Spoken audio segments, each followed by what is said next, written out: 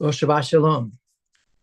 Welcome to a new format of After's Heart Ministries Shabbat services.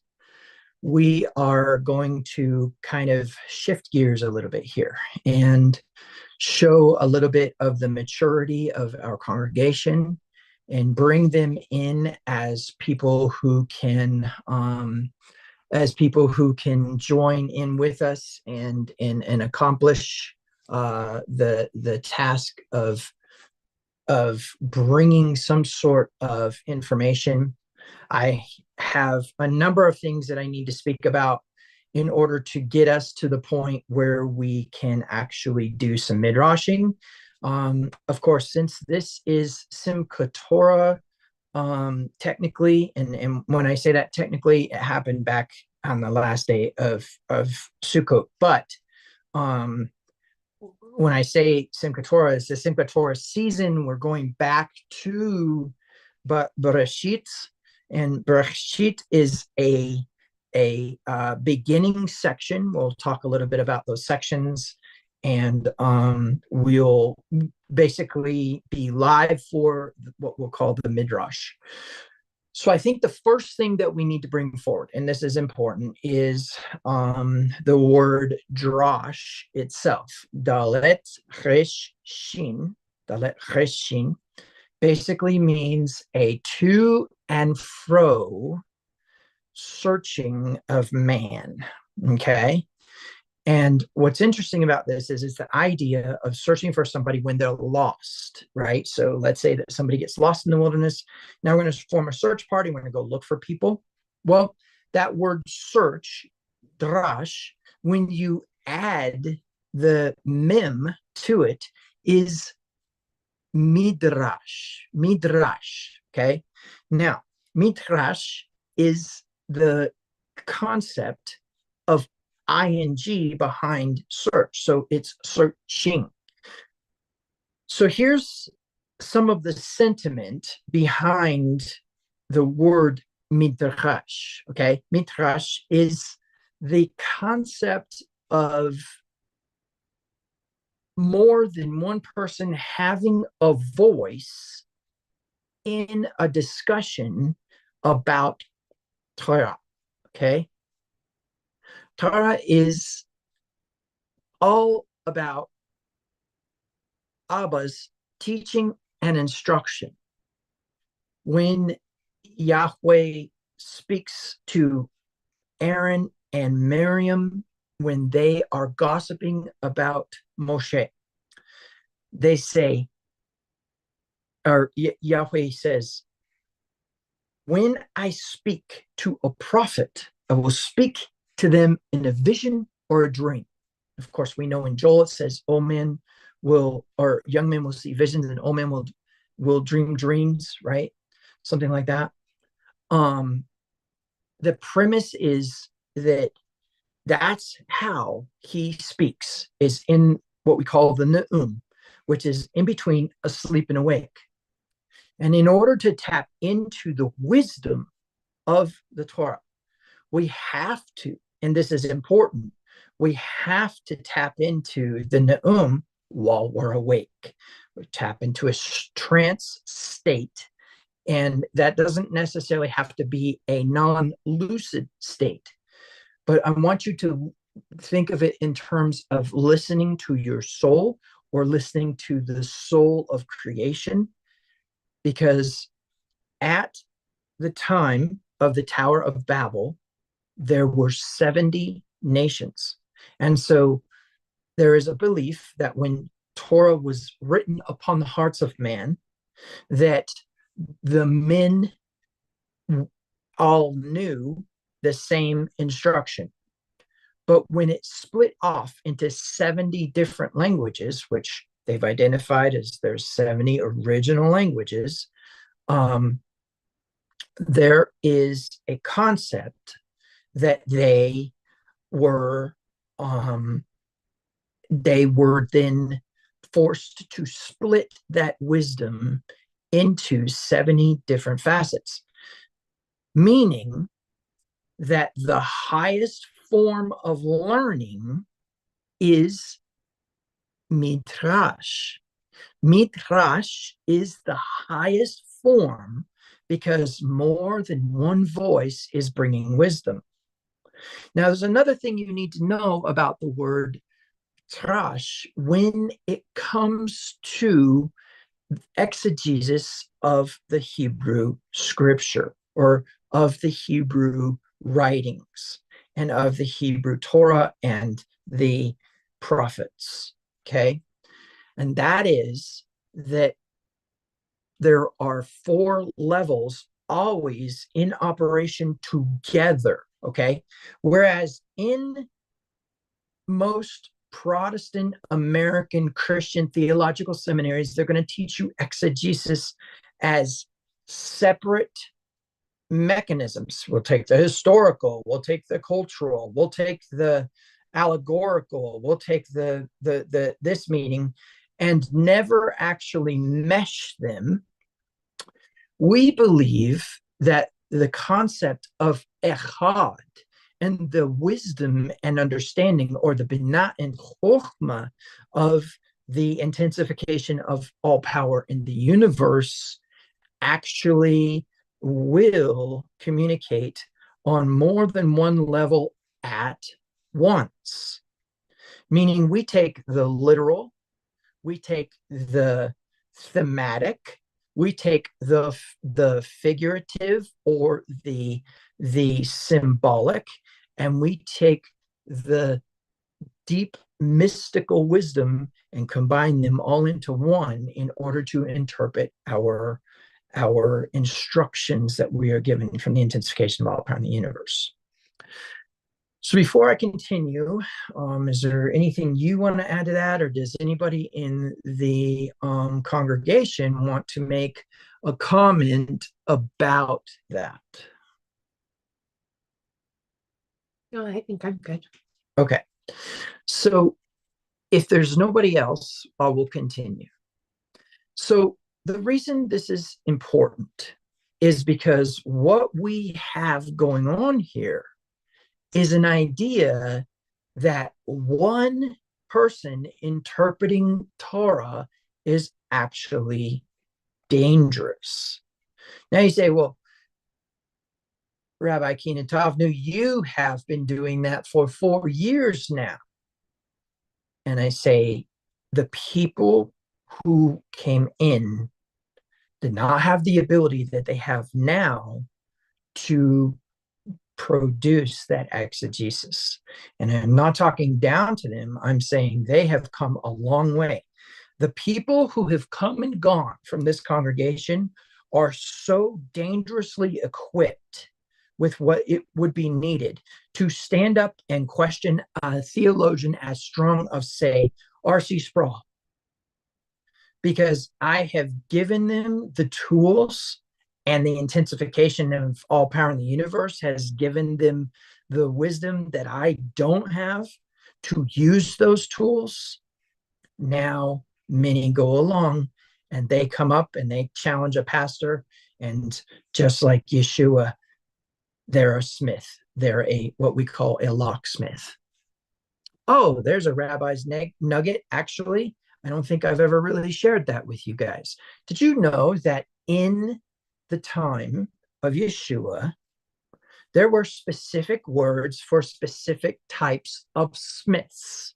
If you were a blacksmith or a metal worker, there was a word for that. If you were a carpenter, there's a word for that. And guess what? The word smith itself, that word in the Greek, when it says that they were dumbfounded because he was, or because his father was a smith, is because Joseph was not a carpenter. He was a wordsmith. In fact, he was one who could confound the rabbis, as could his son, whom he trained up in the way he should go. Now you say, well, wait a minute, Yeshua already had all that wisdom. Okay, fine. I'm not challenging any element of that here. What I'm saying is what you think Joseph was and what the distortion of Christianity is, that Christ was a carpenter, is off, way off. And the Hebraic idiomatic usage of the word smith always meant somebody who could expound upon Torah with so much wisdom that it would confound the other rabbis. And so when we talk about the concept of being a wordsmith, that is what I mean by locking the lips, being able to actually have somebody not be able to speak because they realize that they are in the presence of great wisdom. And that is what we have spent the last 4 years building. And that's why we're shifting into this format here. So Midrash is the highest form of praise. Why? Because it is the seeking of instruction by a group. Think about this for a moment. When Avraham is haggling with God over his property, Sodom, Yahweh says to him, I will not destroy the cities for the sake of 10 men. And of course, at that point in time, it stops. And so we understand that 10 men are a minyan, or the minimum amount for the governance of a synagogue, and the minimum amount for the receiving of the Erev Shabbat, the morning Shabbat, and the afternoon Shabbat services. You have to have a minimum of 10 men or you can't meet. Now, the reason this is important is because then when we get back to the concept. Excuse me.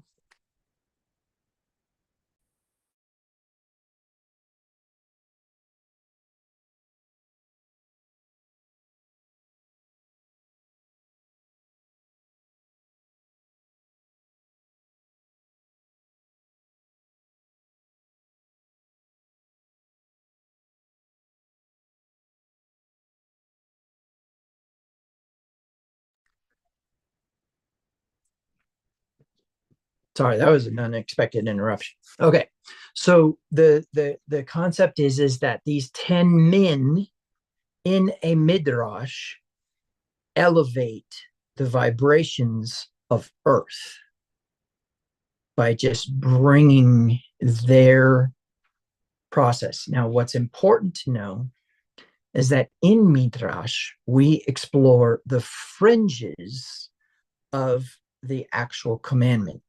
We push it to its limits. We test it for its confidence.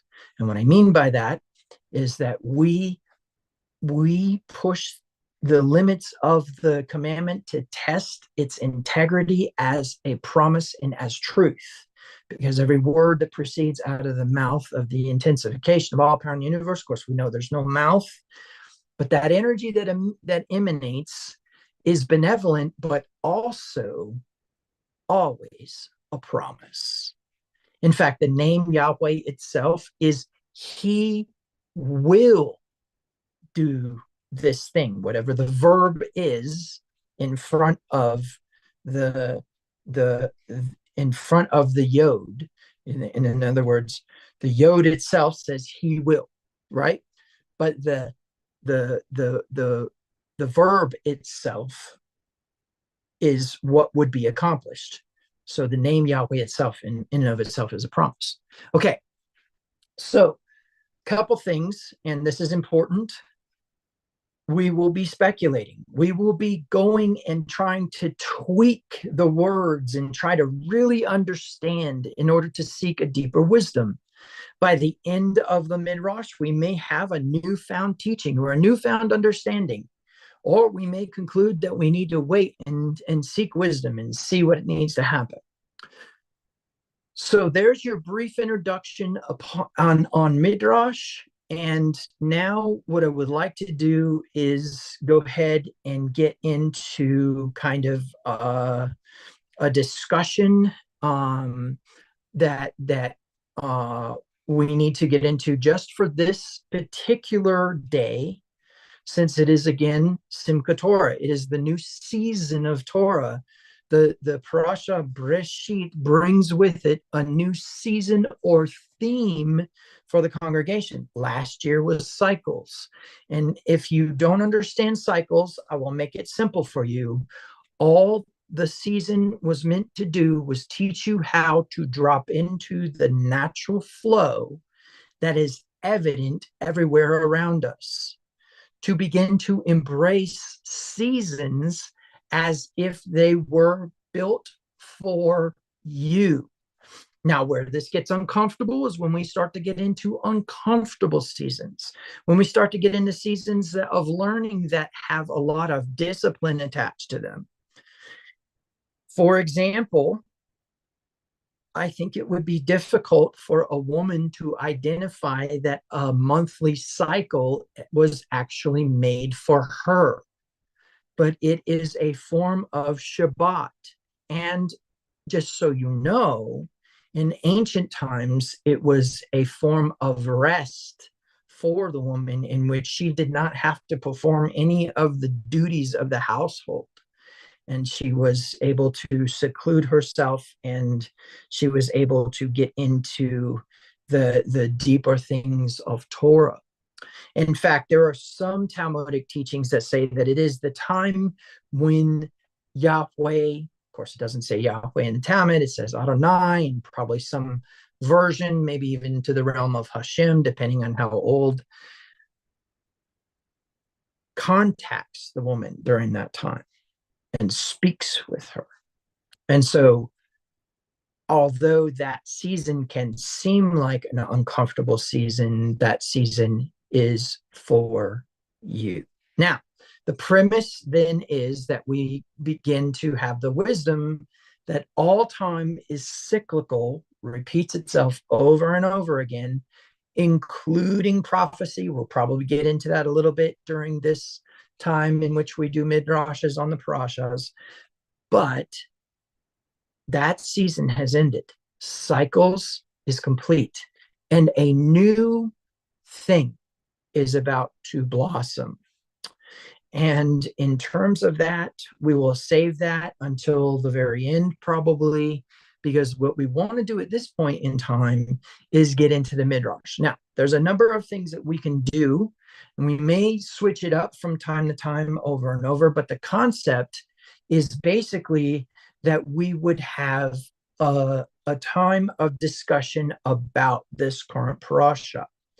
Couple things to simply recap, or some simple thematic elements of this current parasha. We have creation, the entirety of creation contained within chapter 1 and chapter 2 of Breshith, or Genesis. Then we have the fall, as we'll call it. That's generally what everybody understands, although that word nafal never actually occurs anywhere in those verses. In fact, the word nefal doesn't happen until nephalim, the word nephalim, in Noach, next week's parasha. So do we call it the fall? Sure, why not? That's what everybody calls it. Let's call it that. And then the next concept beyond that is that Abel is born, and we have the Cain and Abel issue. And then finally we get into chapter 5, which is right before the end, and we start to work with Adam creating a son in his own image and likeness. And what are the ramifications of that? And then another one, very important, that men began to call on the name of Yahweh, the name of the Lord. Okay, so those are kind of some thematic elements that we can kind of contain these into. When we're looking into creation itself, we definitely have some controversy that we need to address, and we have to accept that you can't be concrete with any of this. In fact, if any of you who are live with me notice some concreteness, you go ahead and introduce the balance. You go ahead and say, that seems a little concrete, Because sometimes I do dwell within the black and white. I like things to be kind of in order and laid out. And just so you know, the intensification of all power in the universe is the ultimate collection of chaos. So, having said that, we will move into the Midrash. So I think the first way that we're going to, the way we're going to do it right now, I think, is I don't know that I necessarily want to read. Do you feel like that's what we want to do today? Is read? Or does your gut tell you? No, I don't think so. We're just going to go through the questions. Goodness gracious, the majority of people on here have read the first chapter of Breshith probably half dozen, if not at least once a year, right? At least once a year. I will tell you guys, I'm just going to share something with you. I don't know what your definition of expert is. And I don't want to be presumptuous in my context, but I can tell you that for all intents and purposes, from 2007 to 2014, in 2007, I had this moment of breaking, and it was the breaking of the American Protestant Christian dispensationalist Calvinist mindset. And when that happened, there was about a 3-day period of weeping and mourning and anger and frustration because of what I had discovered. And then all of a sudden it was time to figure out what I was going to do. And I decided that I was not going to be a Christian anymore. And so I started studying Buddhism and the Tao and other things like that. And I had a lot of different voices talking to me at that time too. But in the end, I actually found myself back at Christianity. After a long search and some frustration, I found myself trying to understand. And so I said, okay, we're going to give the Bible another chance. And so I went in and I read the first line of Genesis chapter 1, verse 1 in the Hebrew for the first time in my life. I parsed it. In other words, I used my knowledge of the Hebrew language from the basics of biblical Hebrew, Zondervan, to break down the words back into their verbs with the Strong's Concordance. And for the first time in my life, I read that verse in Hebrew. And 7 years later, I was still in the first verse. So when I say that I believe that I'm a bit of an expert on Genesis, I can tell you within the last, say, 15 years, maybe we need to say a little bit more than that. Let's say maybe 19 years. For the last 19 years, I have been in the book of Genesis and have not gone past chapter 4. So there's a lot, obviously, we could get into, but we're going to reserve some of it. We can touch on it a little bit, but I don't want to just jump into a deep dive on Genesis and the image of God. Mm-hmm. But we can jump in a little bit into the wisdom.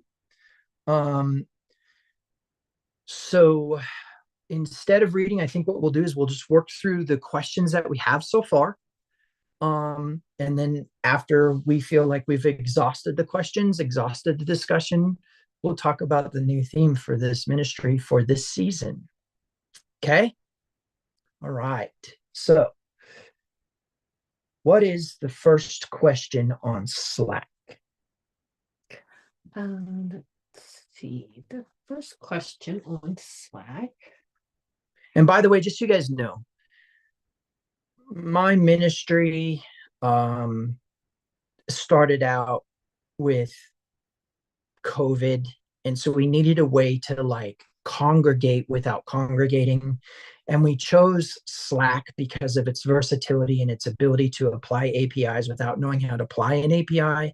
In other words, you could just put plugins in, like Zoom is plugged in there. In fact, I control Zoom from Slack every time I create a meeting. I don't create a meeting from Zoom, I create it from Slack. We chose Slack. And so our core congregation, which is made up of our mature members, our board members, our leadership, etc., is actually on Slack. And one of the channels in Slack is Midrash questions. And so I basically said, hey, let's post some questions to discuss during today's Midrash. And a lot of the congregation might have been caught off guard, but I did that intentionally because I've been told by the congregation that they've been reading the parasha even though that we haven't been doing the parasha in our teachings. So I'm allowing them to dwell in their truth. Okay, so in that context, let's go ahead and look at the first question. What does it say? The first question says, why is dry ground shame? Why is dry ground shame? Okay, so that is actually referring to verse 4. Let's go ahead and just really quick share the screen here. I know this is kind of a clunky way to do it. Eventually, we'll have a video switcher and we can kind of switch between screens. But for now, let's go ahead and just look at it this way. Going to Genesis chapter 1, starting in verse, let's say 9. So starting in verse 9, let's do side by side. Let's do Young's literal on one side and NLT on the other. And I will read both sides. So on the one side, we have the Young's literal saying, and God saith. Remember, Young's was kind of back when they still had the TH on the end of verbs. And God saith, let the waters under the heavens be collected into one place, and let the dry land be seen. And it is so. In verse 9 of the NLT, then God said, let the waters beneath the sky flow together into one place, so dry ground may appear. And that is what happened. God called the dry ground land, and the waters ceased, and God saw that was good. Oh, sorry. So I need to read that verse 10. And God calleth the dry land earth, and to the collection of the waters he hath called seas, and God seeth that it is good. Okay. So one of the first things that we need to do is we probably need to switch over to the Hebrew. Okay. So there's a number of things we could get into here, but the specific word that we are looking for is going to be the word right here. Okay. The dry land, right? From Yavasha. Okay. Dry land or ground. And if we get into the if we get into the root, the primitive root, so we're going back to the lexical root of the word, to make dry, wither, be dry, become dry, be dried up or withered. And if we look into the Hifil, which I'll explain in a minute, we can see that this word becomes to make dry or to exhibit dryness. Okay, so a couple things that are important. The first one is that this word yavash is a child root, and the word child root is going to come up a lot today. But in order to understand a child root better, let's take the screen share off for a minute. I'm not going to do any whiteboarding today. I'm going to try to be descriptive in explanation. So first of all, you need to know that in the ancient Hebrew world, adding a soul to the covenant of God is the equivalent of adopting a soul into your family. Okay. Now I'm about to prove that to you, but what I want you to understand is that when you add a soul to the Torah, in other words, when you expose a soul to the Torah, a Torah that's already been written on their hearts, but they have hardened their hearts to it, right? Their ego has rebelled against it. And therefore, the benefits of Torah are not evident in that person's life. In other words, they don't have fruit of Torah. Then adding that soul to Torah means you have adopted them. Okay, I'm about to prove it to you. Okay, so going in and just so you know, we're going to jump ahead in a parasha here real quick. But the reason we're doing that is because we need to kind of create a lesson behind this concept of child root. Okay. So as we go into Genesis and specifically chapter 12, right, which is Lech Lecha, right? What we're looking for is where it says that Abraham left. Okay.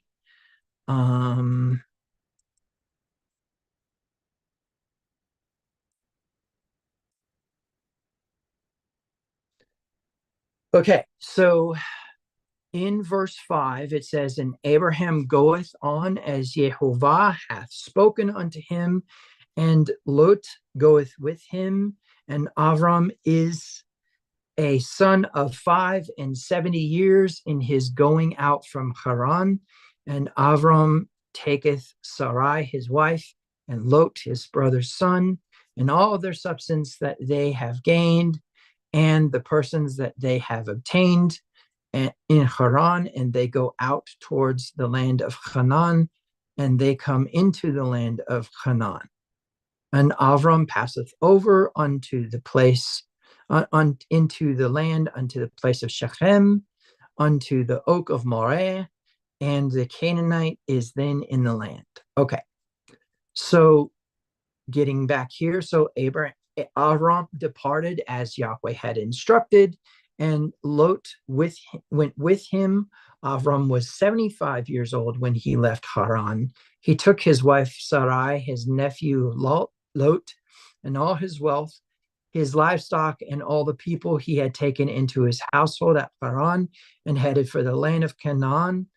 When they arrived in Canaan, Avram traveled through the land as far as Shechem. There he set up beside the oak of Moreh. At the time, the area was inhabited by Canaanites. Okay, so the word we're looking for here is where it says, and the persons they have obtained. Okay, so if we go into the Hebrew here, you will find that when it says the persons they have obtained, right here, let me see if I can get this highlighted. There, that right there in the Hebrew is ve'et nefesh, the souls that they have added. Okay, that is basically what it is saying here. And actually, what it says is the souls they have made. Okay, and we could get into a deep dive on the world of Asiya and the mystical elements of the world of action or the world of forces. But at this point in time, suffice to say, that means that these souls were actually the family, the adopted family of Abraham. How do we know this? Because when Yahweh makes the covenant with Abraham, saying that his seed would possess the world, right? That his seed would be scattered throughout the world. He says, how can this be? Because the heir of my estate is actually Eliezer, my oldest servant. Well, of course, we know that's because he was adopted because when the person enters into covenant, they become adopted into Avram's family. Okay. Anything anybody wants to comment on that to better understand roots in Hebrew? Okay. So when we think about that, there was a language chosen for the Torah to be communicated to the world in, we accept that that language originated from heaven. Okay. Now, there are some who claim that it is Aramaic, and I'm not going to contend with that.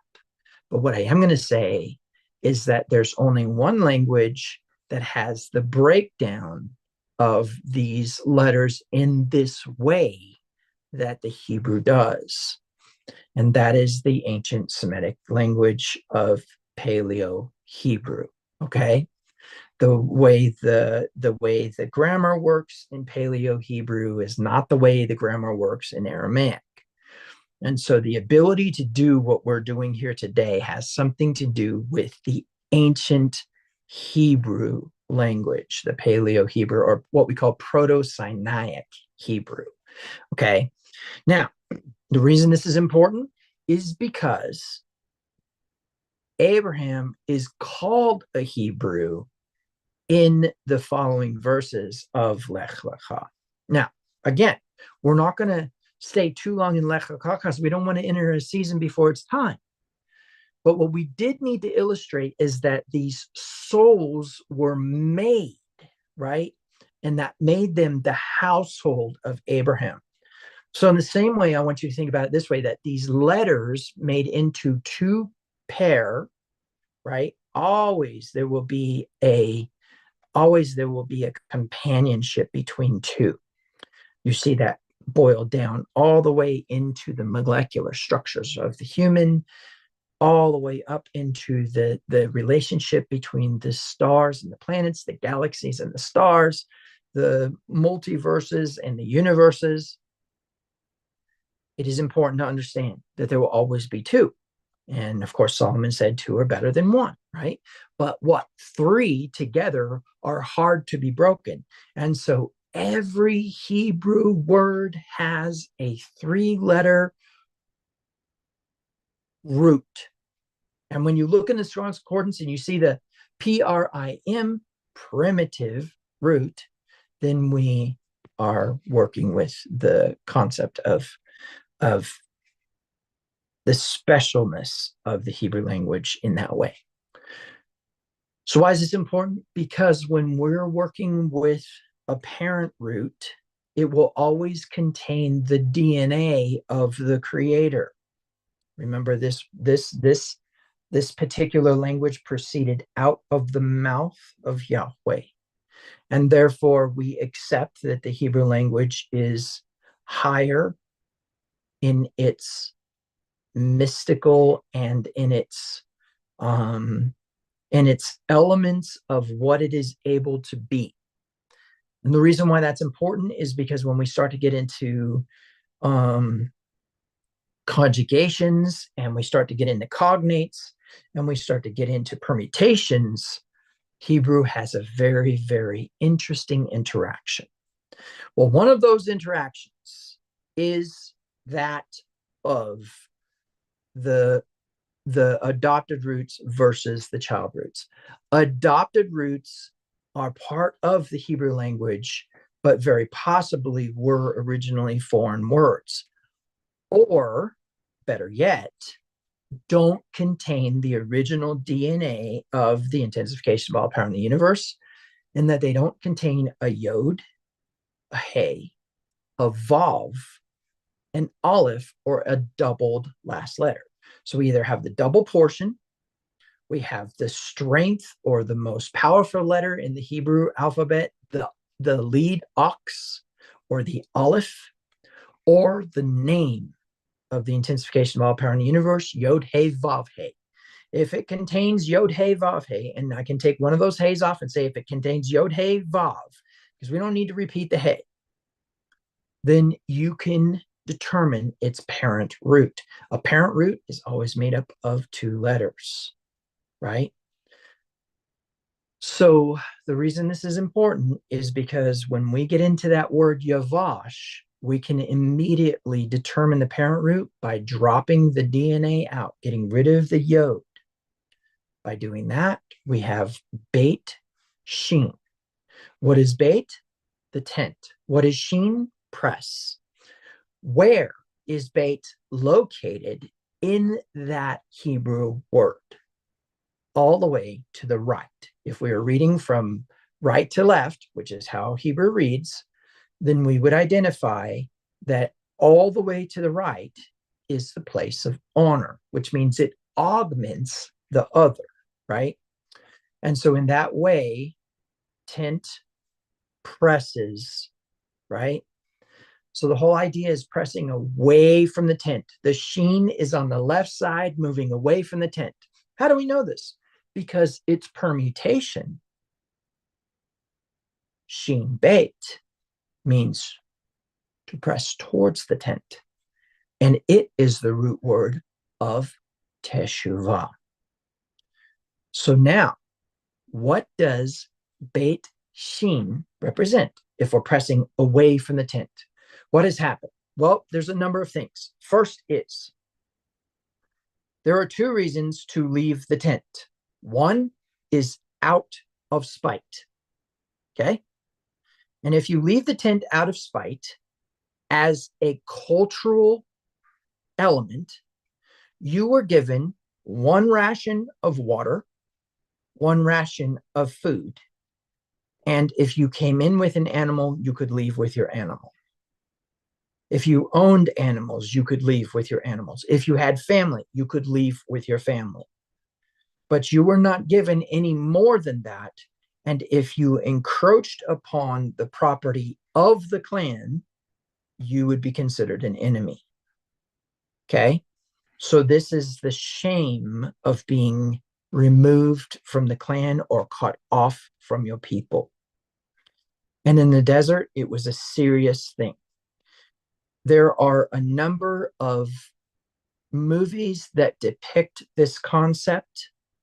For example, in the series 1883, there's a point in time where a man steals from the caravan and they literally basically make his wagon ineffective. And they then tell him if he follows them that he would be shot.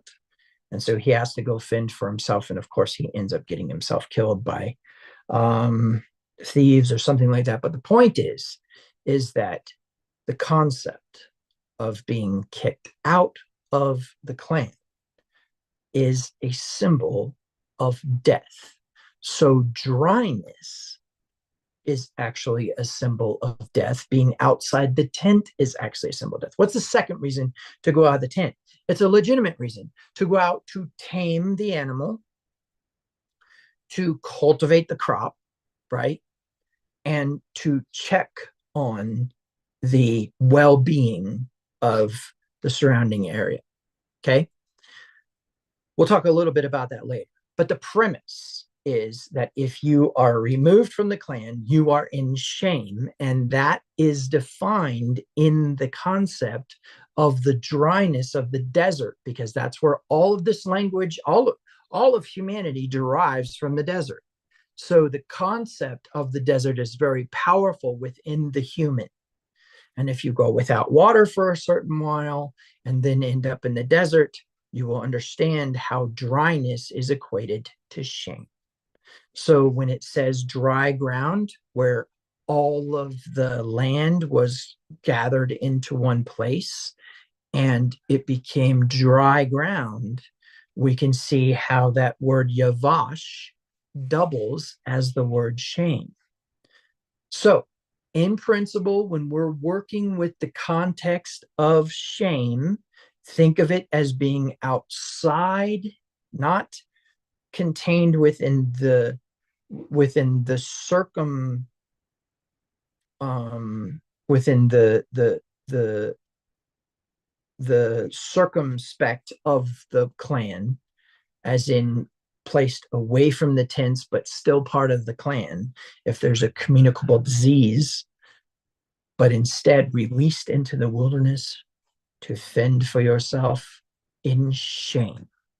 And so the word yavash that we saw there in the Hebrew is actually the same word for shame, to press away from the tent or to be sent away from the tent. Any questions, any comments on that? Anybody want to make any observations or statements concerning how dry land could be considered shame?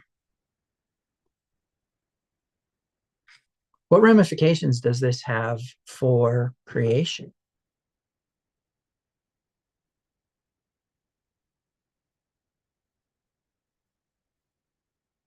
If the creator caused everything to cause the water to be gathered into one place, and the resultant was dry land because of the concept of wind blowing over the land and causing it to crack and dry out. Did creation of this earth begin in shame? Anybody want to comment on that question?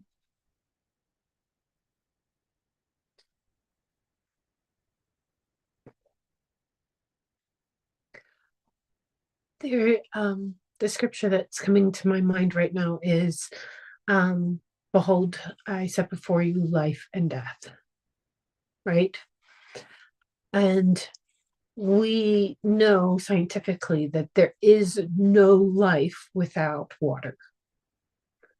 So in that way, if he's gathered all the water together, he's gathered all the life together, and everything else would be not life. It would be death, right? And that separation has a very clear message. We know that life is not just the breathing of our existence. It's not just the ticking of our organs and our brain doing what our brain does and our heart beating, and that's not just life, and therefore death is not just death either, right? In the Hebrew concept, the Paleo-Hebrew concept, life was a full belly and death was an empty belly. There's a lot of dichotomy through to both of those aspects, right? We can't just say that life is the if the body is working or not.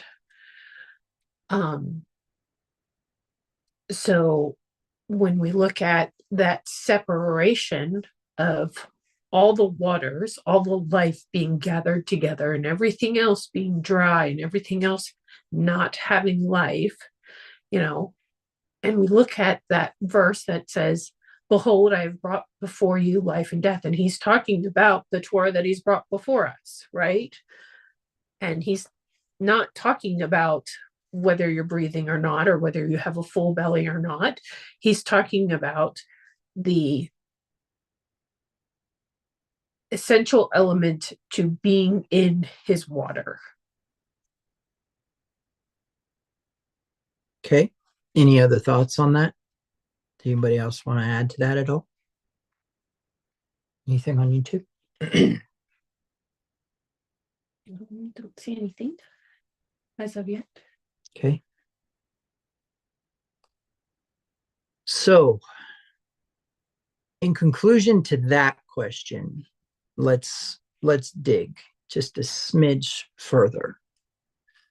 Before this event, we have a separation of the waters, and we have the firmament or the rakia being in between the two waters, and the waters under being the waters that are gathered together, and then dry land is produced.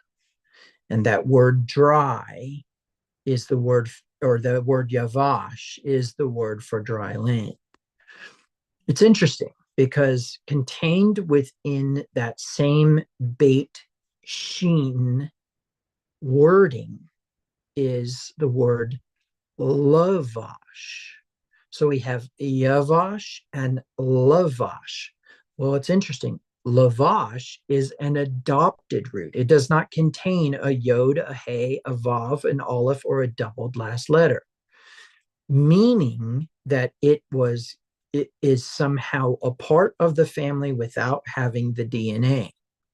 Now, where this becomes important is lavash is a very different level of the context of shame. Let me explain. If a man is uncovered and exposed to the desert, he is now in danger of harm. But what is evident that he's uncovered are his genitals. Same is true of a woman. If a person is naked or a person is no longer clothed, the evidence of that is those things which were covered. The word lavash means to clothe or cover or don garment, to cover the parts that could be exposed. And so the word bush actually means genitals as well. So this is not only dry land or shame, it is also genitals. It is also exposure of the body parts that need to be covered. And the solution is lavash. Well, the word lavash starts with the L sound, which is the lamed. Now, what's interesting about that is lamed is actually the word for authority in the Hebrew. It's the shepherd's crook. And it is drawn as a shepherd's crook in a state of grabbing a sheep. The shepherd's crook is upside down. Now, where that becomes important is because a shepherd's crook upside down, if it was flipped the other way around and read from left to right, is our L. So we can see this origin of the word L actually being authority. And so lavash, to clothe, is to add authority to shame. That's a very interesting concept, isn't it? Because in the realm of the 1%, in other words, this present reality that's illusory, in other words, this is just one part of the entire reality of our existence as spiritual beings having a human experience, not humans having a spiritual experience. The clothing that we wear, this stuff, is not what that's necessarily talking about. And the body that is exposed is not necessarily the skin that we see in front of us. And the dryness that we experience is not necessarily the harshness of the solar radiation upon our bodies that are exposed, but instead our energies, blockages of the light, and our ego. And in principle, then there's a number of words that we can tie into this. So we've got lavash, we've got bush, we've got yavash, right? We've got dry land, we've got nakedness, we've got exposure, we've got the idea of being unclothed. But then we've got this concept of authority causing us to become clothed. There are so many things that we could get into with this. But do you see how dynamic the Hebrew language is flowing with this concept that was at one point in time as simple as the third day of creation?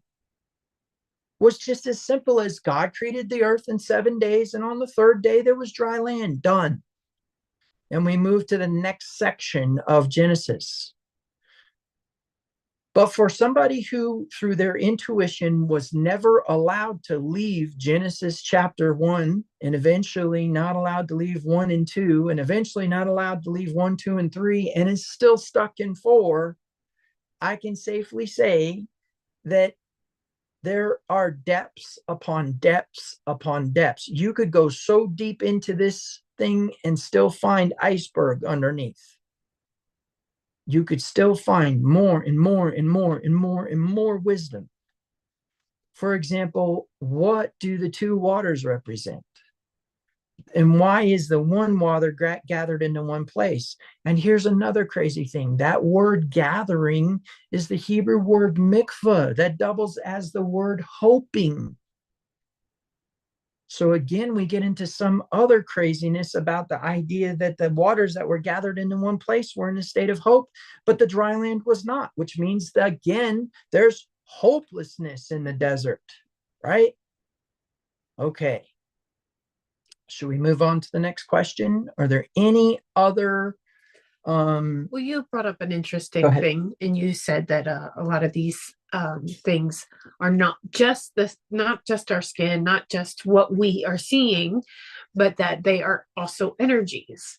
And one of the ways that we know that, I think we need to go into a little bit more, is because in the very second, is it the second verse? Mm-hmm. The second verse, the fluttering. Yes. It says that God is, quote unquote, hovering over the waters. That he is, and that word we know, as we've broken it down many times before, is a hovering or a vibrational energy that is there at the same time. That there is an energy there, because you do not have energy, or you do not have a movement without energy. You do not have a hovering without that energy. Any other thoughts? Anybody want to add anything? Anybody want to add any questions to this, what we've been currently discussing? Anything on YouTube? Let me get back there. No, there's nothing on YouTube. Okay. Go ahead and put your comments or questions on YouTube if you have any. Yeah, if you're watching YouTube live right now, you can definitely add comments or questions, because I'm sure, and I'm just going to tell you this, do not think that any question is dumb. Again, I will remind you of what I said. There were 70 facets of wisdom split into the world when the Tower of Babel occurred. And you need to understand that those 70 facets of wisdom of Torah means you have a portion of Torah within you that is not within me. And so when you share a question, you are bringing you are doing what Yeshua said. He said, think not that I have come to destroy the law, but instead I have come to bring Torah to a greater understanding. Right? Okay. So what is our next question then? The next question here on Slack is, the scripture says, quote, because you listen to the voice of your wife, cursed is the ground, and I'm skipping some words there, cursed is the ground for your sake, unquote. What if, because Adam listened to the voice of his wife's voice, he himself was not cursed? What if listening to her voice, quote unquote, saved him from being cursed? Was her voice his safeguard, his protection? Okay, well, there's a lot to unpack there. So the first thing that we need to do is we need to shift gears into Genesis chapter 3.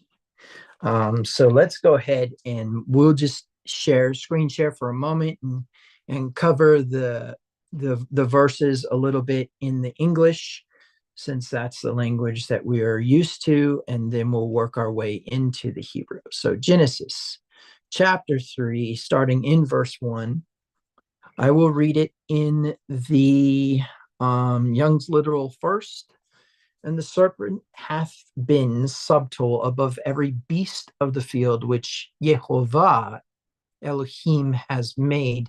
And he saith unto the woman, Is it true that God hath said, Ye do not eat of every tree of the garden? And the woman saith unto the serpent, Of the fruit of the trees of the garden we do eat, and of the fruit of the tree which is in the midst of the garden, Elohim hath said, Ye do not eat of it, nor touch it, lest ye die.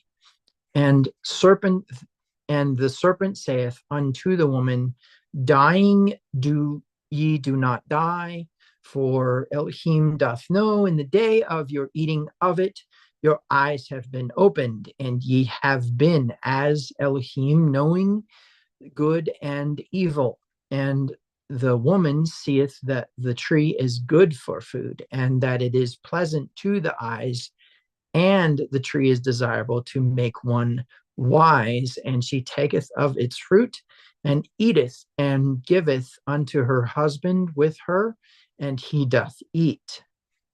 And the eyes of them both are opened, and they know that they are naked, and they sew fig leaves and make to themselves girdles. And they hear the sound of Yehovah Elohim walking up and down in the garden at the breeze of the day. And the man and his wife hide themselves from the face of Yehovah Elohim in the midst of the trees of the garden. And Yehovah Elohim calleth unto the man and saith to him, Where art thou?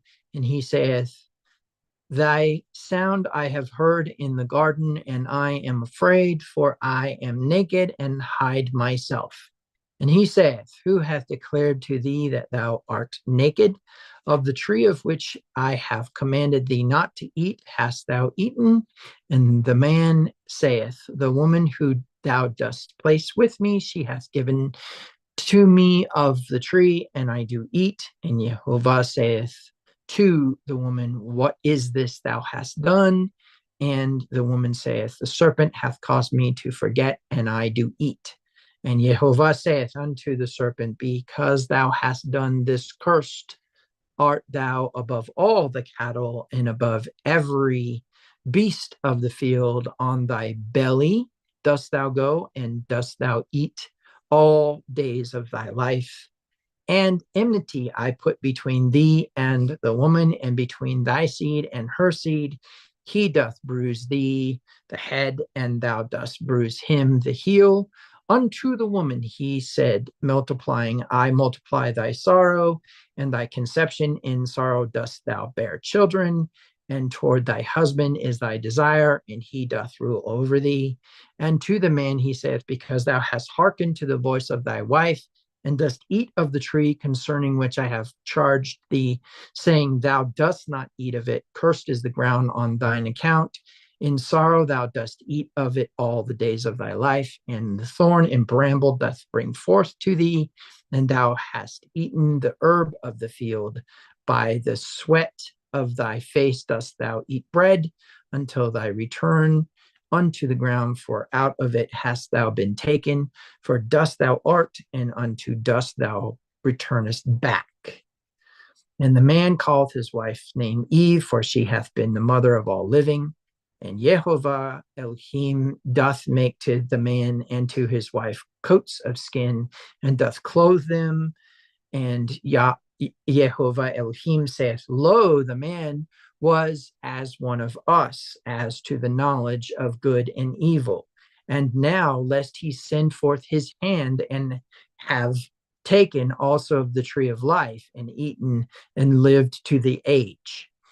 Jehovah Elohim sendeth him forth from the Garden of Eden to serve the ground from which he hath been taken. Yea, he ceaseth out the man, casteth out the man, and causeth to dwell at the east of the Garden of Eden the cherubs and the flame of the sword, which is turning itself round to guard the way of the tree of life. Okay.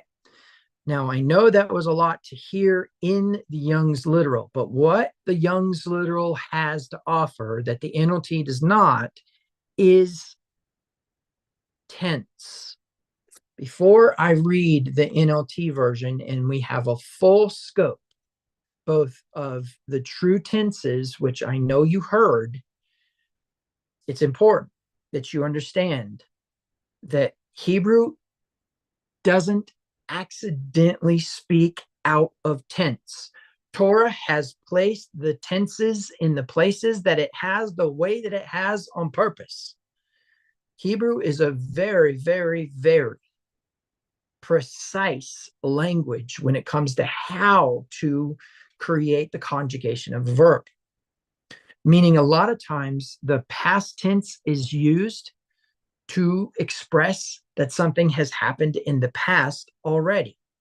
Now, we won't get deep into that, but I did want you to hear just that little nuance that it doesn't actually have a present tense to it.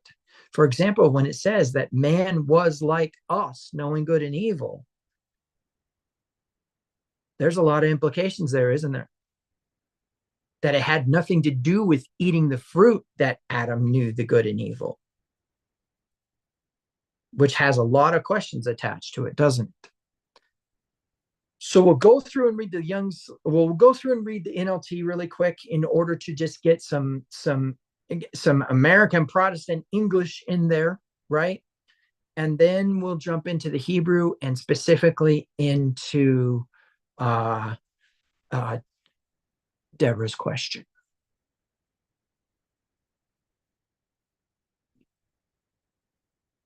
I want you to notice the difference in tenses. You can actually look to the left side of your screen and see the difference. The serpent was the shrewdest of all the wild animals Yahweh Elohim had made. One day he asked the woman, "Did God really say you must not eat the fruit from any of the trees in the garden?" "Of course we may eat fruit from the trees in the garden," the woman replied. "It's only the fruit from the tree in the middle of the garden that we are not allowed to eat. God said, you must not eat it or even touch it. If you do, you will die."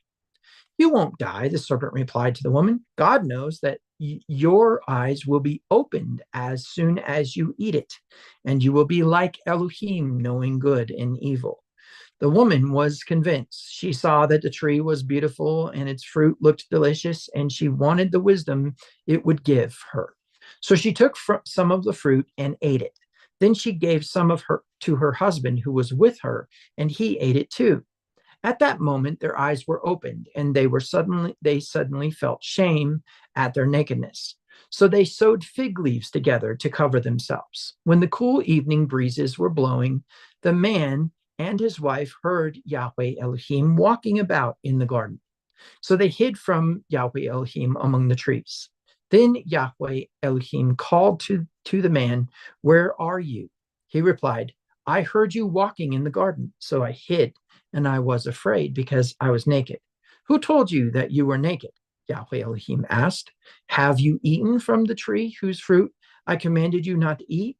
The man replied, "It was the woman you gave me, who gave me the fruit, and I ate it." Then Yahweh Elohim asked the woman, "What have you done?" "The serpent deceived me," she replied. "That's why I ate it." Then Yahweh said to the serpent, "Because you have done this, you are cursed more than all the animals, domestic and wild. You will crawl on your belly, groveling in the dust as long as you live. And I will cause hostility between you and the woman, and between your offspring and her offspring. He will strike your head, and you will strike his heel."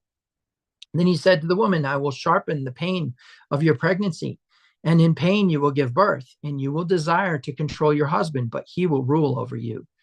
And to the man he said, "Since you listened to your wife and ate from the tree whose fruit I commanded you not to eat, the ground is cursed because of you.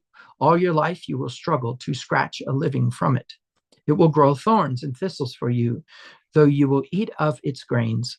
By the sweat of your brow, you have food to eat until you return to the ground from which you were made. You were made from dust, and to dust you will return. Then the man Adam named his wife Eve because she would be the mother of all who live. And Yahweh Elohim made clothing from animal skins for Adam and his wife. Then Yahweh said, look, the human beings have become like us, knowing both good and evil. What if they reach out, take fruit from the tree of life and eat it? Then they will live forever. So Yahweh Elohim banished them from the Garden of Eden and sent Adam out to cultivate the ground from which he had been made. After sending them out, Yahweh Elohim stationed mighty cherubim to the east of the Garden of Eden, and he placed a flaming sword that flashed back and forth to guard the way of the tree of life. Okay. So there's a few reasons why I had to read that whole entire section. First of all, so that we could establish the concept of curse versus not curse. We could establish why everything happened, where people were located, who heard what, and who said what, right? Those are all important questions. Repeat your question again. Oh, well, give me a second. Okay. The scripture says, quote, because you listen to the voice of your wife.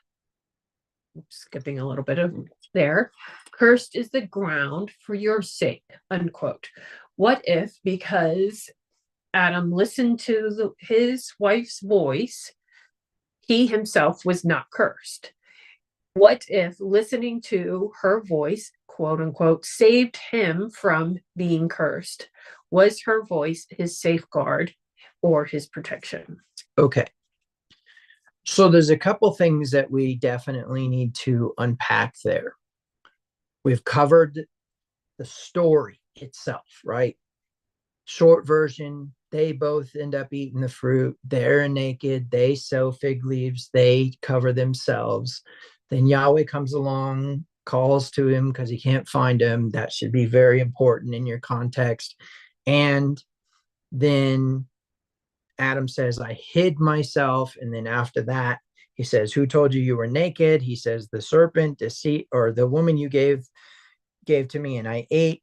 And or he says, have you eaten from the fruit? He says, yeah, the woman you gave me, I ate. And then of course the serpent then she says the serpent did it. So he deals with the serpent first. He addresses the serpent, curses the serpent, done. Deals with Eve, does not curse Eve, done. Then he deals with Adam and curses Adam. However, he doesn't curse Adam.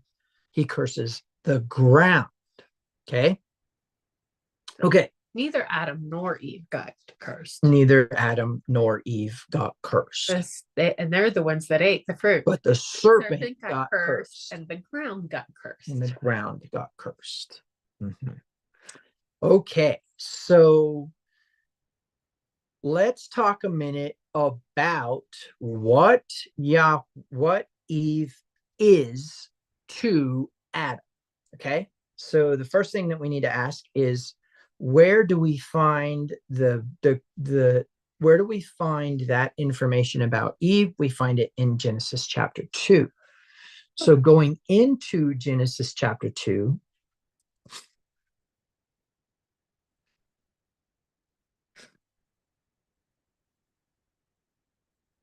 so can y'all actually see the hand raises?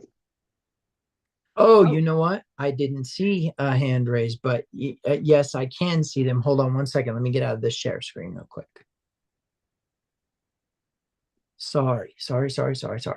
Okay. So did you raise your hand, Josh? I did. Okay, go ahead. Because I think I'm about to disagree about everything. Okay, that's fine. Yeah. On which thing? This question or the last question? No, this. Okay. Yeah. And every so I think the first thing is, I think that we're explaining this in a very physical way that is, I don't think this is physical at all. I agree. right? So we say the ground is cursed and all of that, but I don't think we're talking about the ground, right? I think we're talking about the connection between Adam and Eve, Hmm. right? So so I actually think that where we're wrong or whatever is that um, all three are cursed. Adam is Okay. cursed, Eve is cursed, and Nakash, the serpent, is cursed. Okay. Um, and that is right. So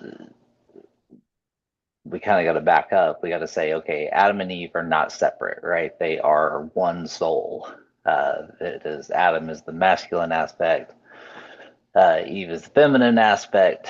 They are one soul, and then we have um, this other being, which I think does relate back to day two, as y'all were talking about, and this firmament and everything. But that separation of this second waters, the waters above and the waters below. I think the waters below here is actually um, possibly the serpent, right? It is the primordial or chaos um, uh,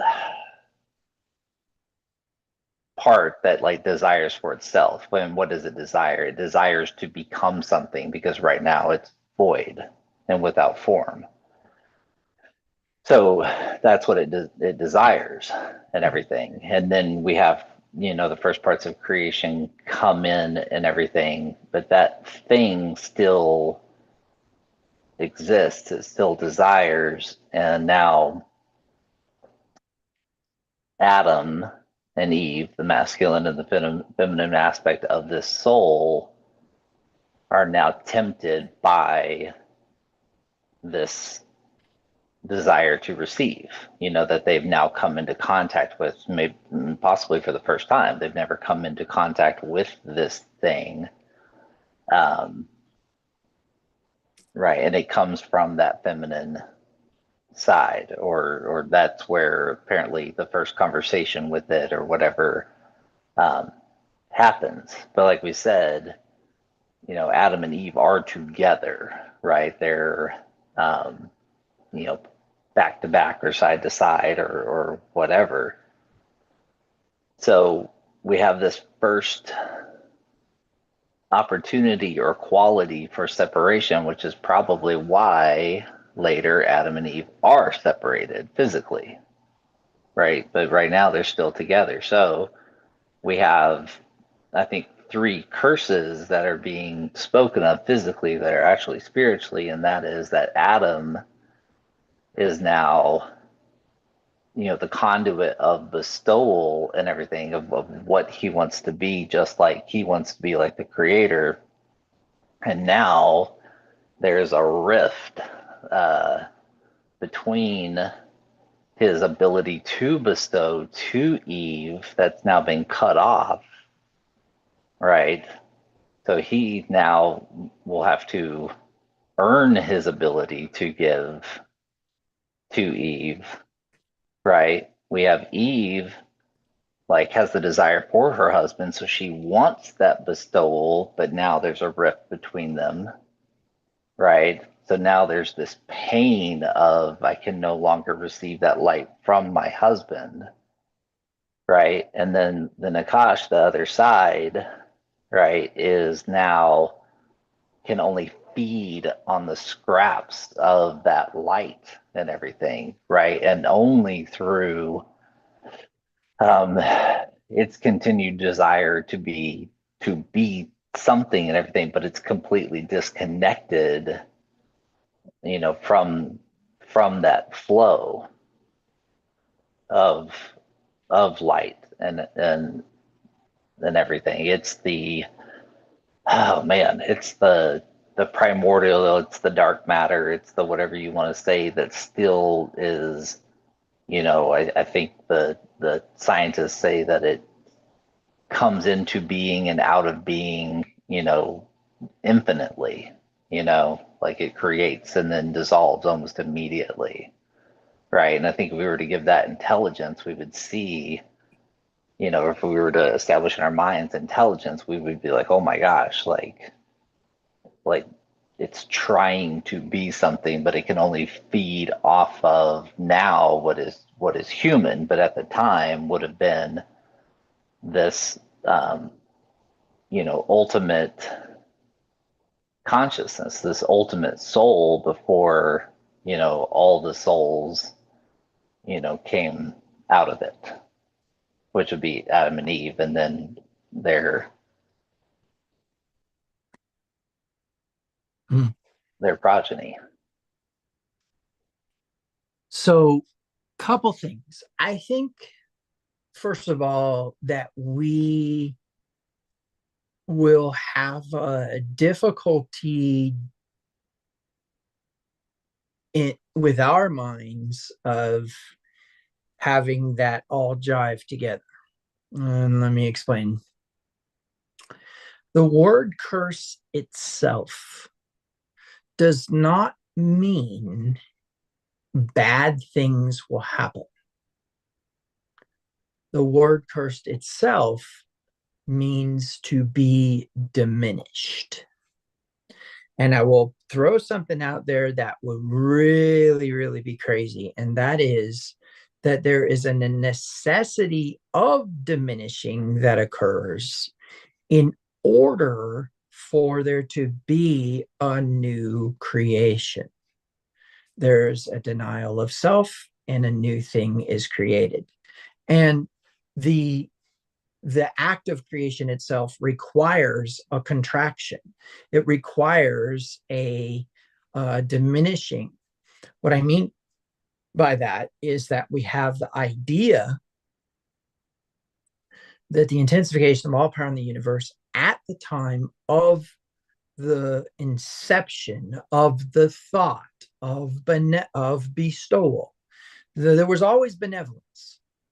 The benevolent self was in a constant state of feeling benevolent, the constant state of having the joy and happiness of being absolutely good.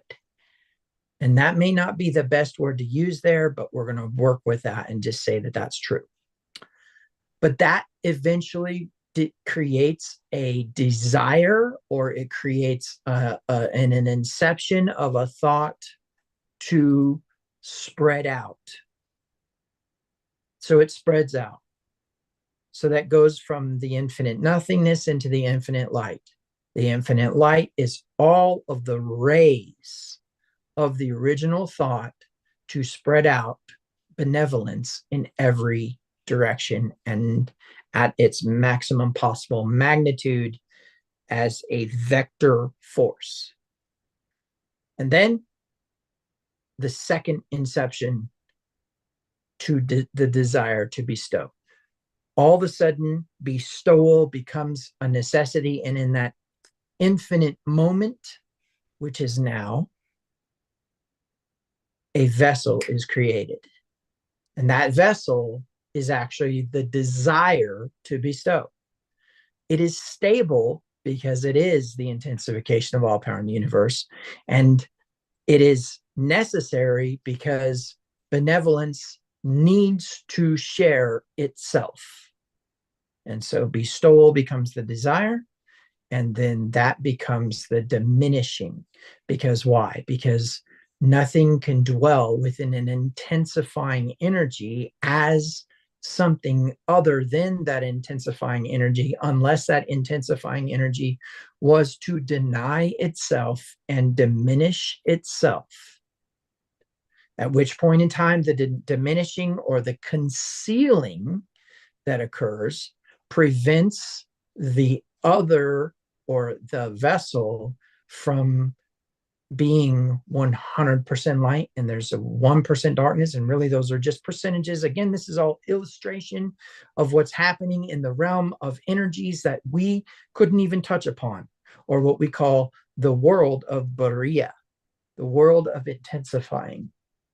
And so what happens is, in this context, there is now a vessel that is stable in the beginning because it was a desire. However, as the vessel is given sovereignty to receive, because for whatever reason, benevolence wants to share only if it is desired, that stability starts to change, and the vessel begins to take upon itself the definition of receiver.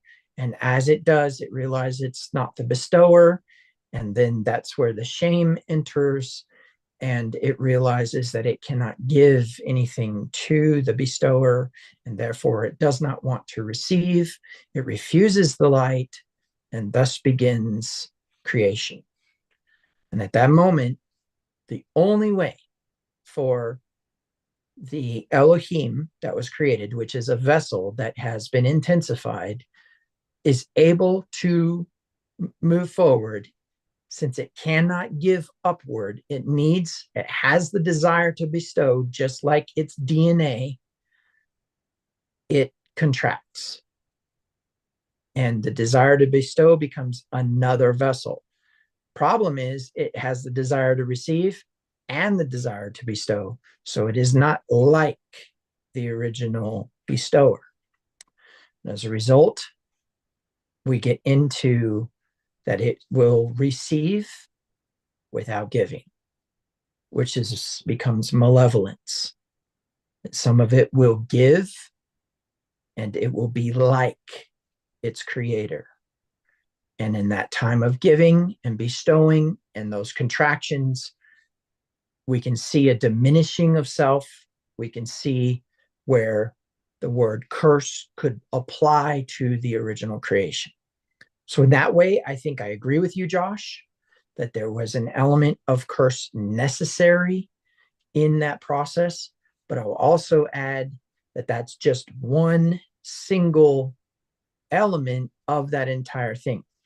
Whereas some mystics teach that there was no original man and woman, and that it was these energies that's in one world, right? And if we accept that in this very moment, at this very second, is actually when creation began, we start to understand that time and space don't play a role in that function. Therefore, there always was a physical realm. There always was a realm of forces. There always was a realm of intensifying. There always was a realm of emanation, resulting in a concept that all of those are true. So where you say you disagree, what you're actually doing is giving us the information about the other 99%. And in principle, then, where Torah adds the word curse to the serpent itself is diminished in its status and power and collective connection, which makes sense because the serpent, in the sense of this 1% realm, is the ego. The only enemy of God that ever needed to be saved, the only part of the world that ever needed to be redeemed, the only part of the universe that ever needed some sort of repair was us. And it's always been us. And it's always been us versus our ego. And it is the Father us versus the serpent us. And in principle, then we can tie in the idea that, was there an actual garden and fruit? Well, we can definitely trace our DNA back to a single man and woman in science, but we can also trace our light back to an original position, which for all intents and purposes is what we call the great attractor. Well, we don't really know what's going on there. We just know that that is the origin of the source of energy that we experience. Has it been created nor destroyed? No, it has always existed. It's just, it has changed over the transitions of the resistance that's encountered. Finally, we get to the question, though, what is or was Eve in that sense. And I love, Yoshua, that you brought in this other element, because there is definitely something that happens in the garden. If we go a little bit more to the Peshat level, or we go a little bit more to the physical level, we find Adam alone. And we know that that was actually Elohim alone. We know that that was the intensification of all power in the universe alone. And that was an illustration of that. And I agree that there is an element of, again, water. And during the water ceremony, during Sukkot this year, I brought the congregation who was at Sukkot to a stream and explained to them that water was never actually obedient in any manner to anything around it. It just flowed, and it happened to follow the path of least resistance. And the banks of the stream were, instead of it being boundaries that the water was obedient to, were instead more resistant than the way that the water was flowing. And therefore, the water found its way to the place where it was the most abundant in its most possible way. If you take a glass of water and you dump it out onto a surface, does it stay in the shape of the glass of water? No, it doesn't, because it was never obeying the shape of the glass of water. All it was doing was flowing. I know this sounds insane, but it was flowing in the path of least resistance, which at that point in time happened to be the extremity of the glass itself. Why is this important? Because when we accept that chaos is an element of order that we are supposed to bring to the table and not be the instrument of, then we start to understand the concept of dynamics when it comes to this. But we also understand the concept or the purpose behind the serpent in the first place, so that we could, and this is more of a quote from Yehoshua than anything else, because I never used the words this way when I talked about Adam naming the animals, but co-authorship. In other words, it is part us and part Yahweh creating. And that creation itself means that we sovereignly and independently imagine, will, balance, and sentiently participate with the creator of the universe in creation itself. Now, there's a number of ways we could look at that. The first is we could look at that from the perspective of we could look at that from the perspective of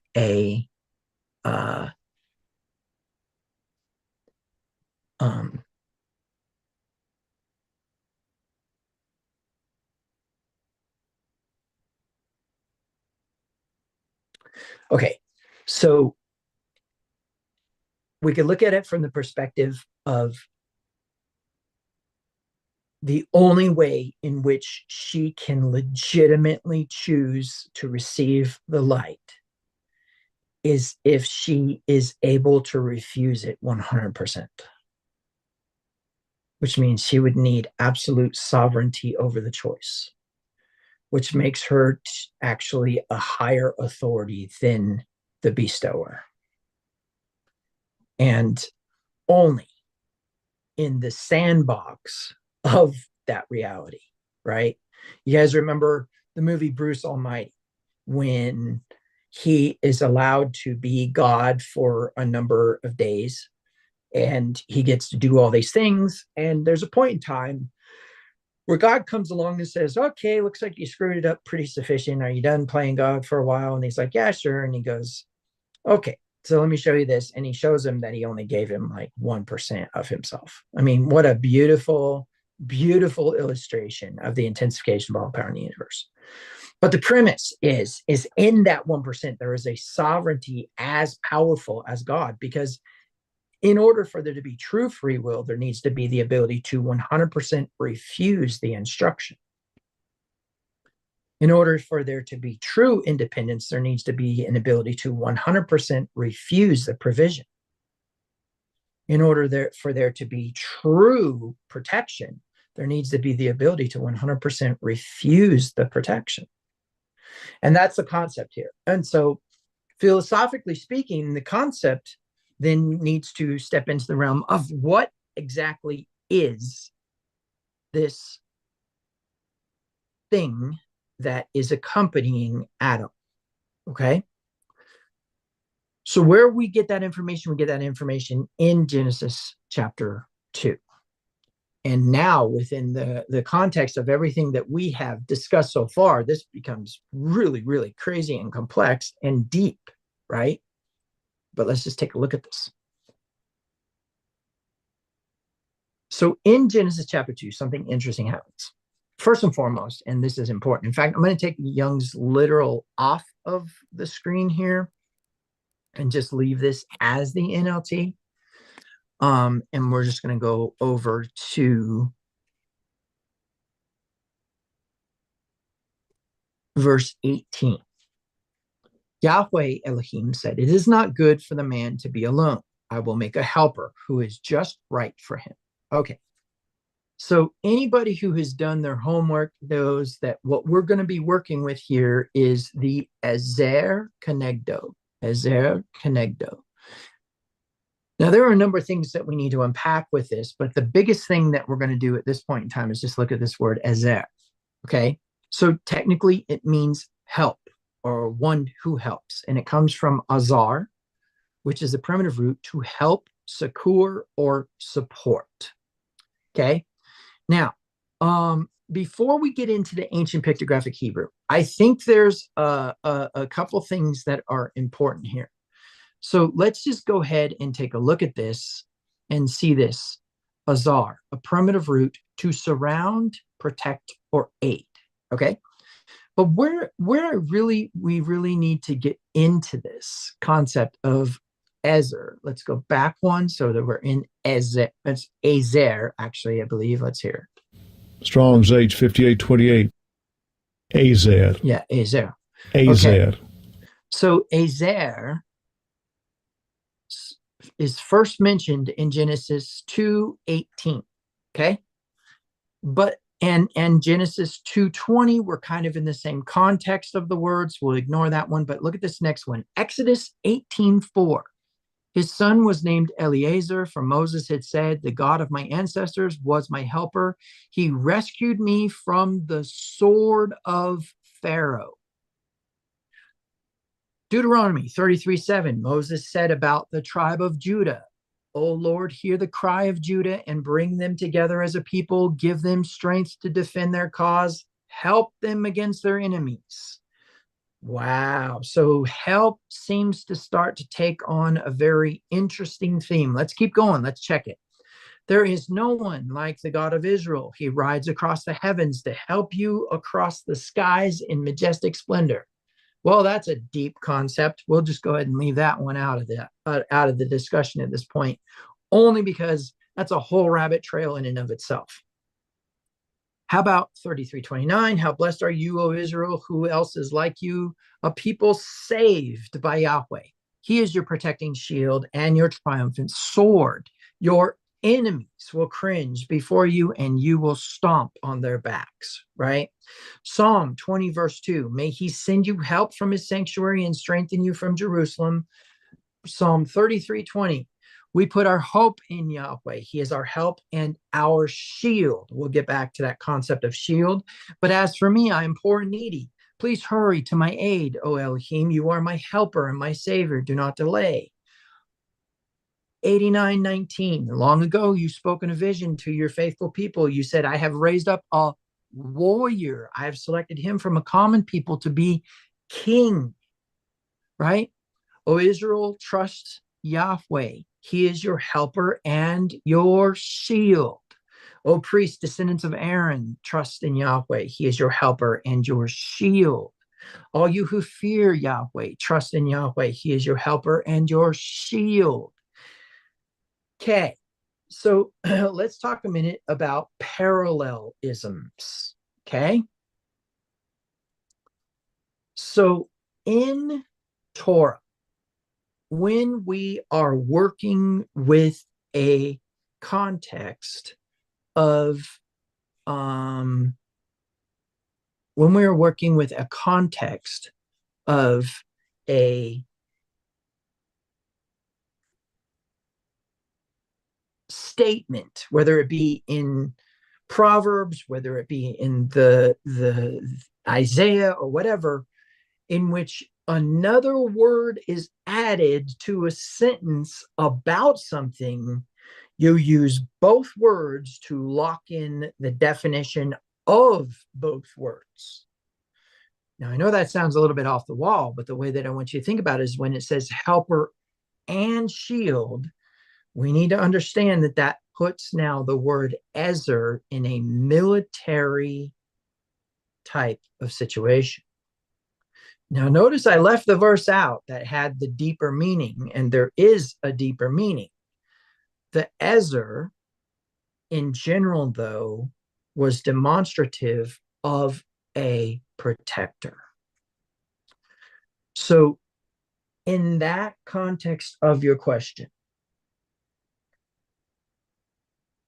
was the voice of Eve protecting her husband in that moment?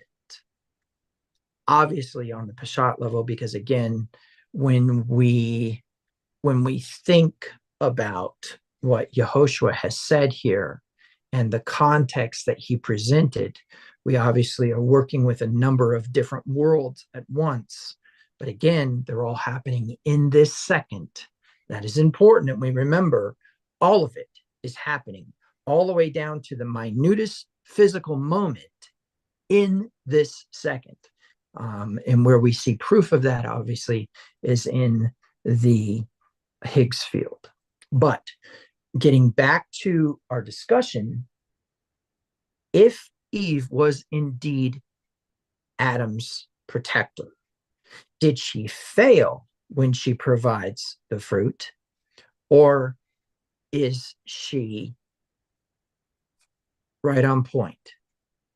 That is the question we need to answer, because that is a question that was asked in the Midrash.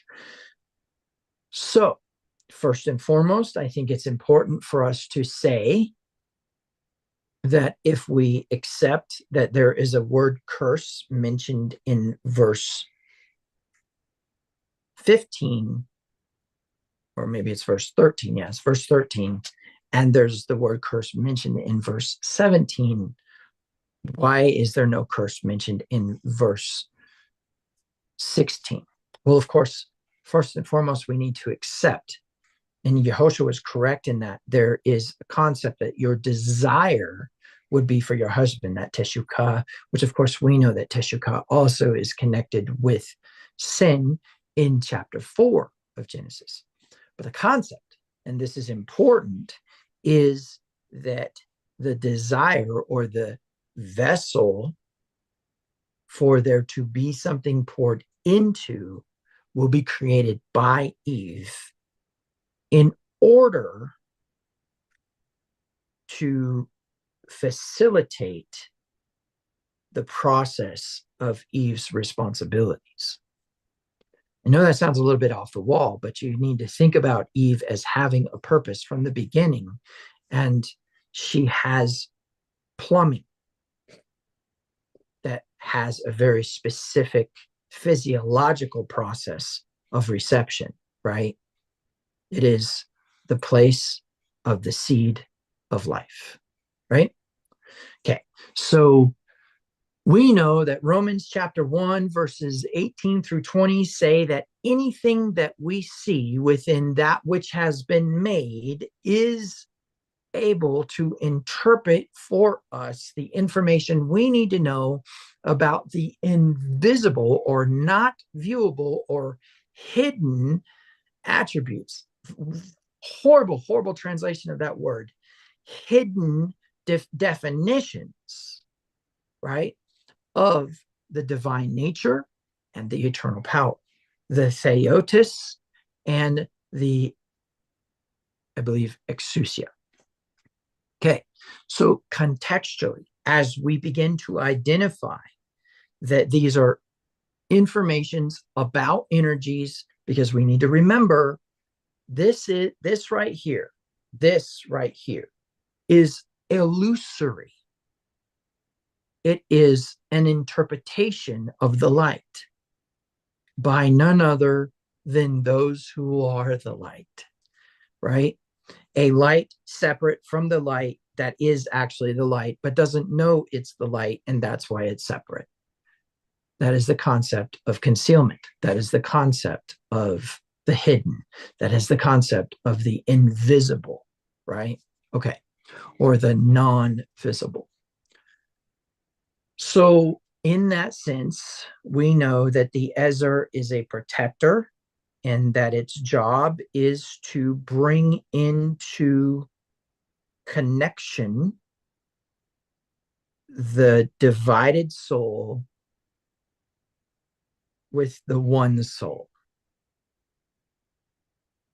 So where Adam becomes disconnected from the soul of the universe and the soul of Torah, or the one soul, Adam is to be redirected by his Ezer back to the soul. Does that jive? Is there anybody who would like to comment on that or ask any questions about that real quick? So the concept is the Ezer is designed to direct him back. Now, let me share something with you. Between Romans chapter 7 and James chapter 1, we get an insight into this concept. So first and foremost, we accept that there is some sort of force within us that is enmity with the teaching and instruction of God, but also God himself. And when I say God, I'm using that in a Christian sense, not in the understanding of Elohim. So to word it a different way,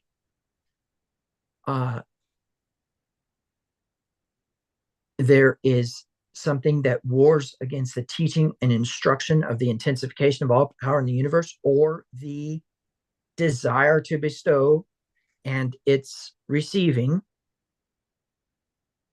and the intensification of all power in the universe itself. That's what Romans chapter 8 presents. It says, for the flesh is not subject to the law of God, nor indeed can it be. For the flesh is enmity with God, or against God, the enemy of God, the adversary. And from ancient times, especially if we accept that Abraham was the first author of mystic literature, we identify that it goes back that far that we can find an enemy of God. But here's the intrigue.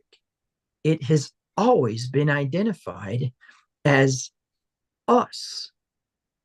And so contextually, we would need to then identify that if there's something within us that wars against the Torah, and we know that the Torah is just and good and is to bring life. Behold, I set before you life and death, a blessing and a curse. Choose life that you might live.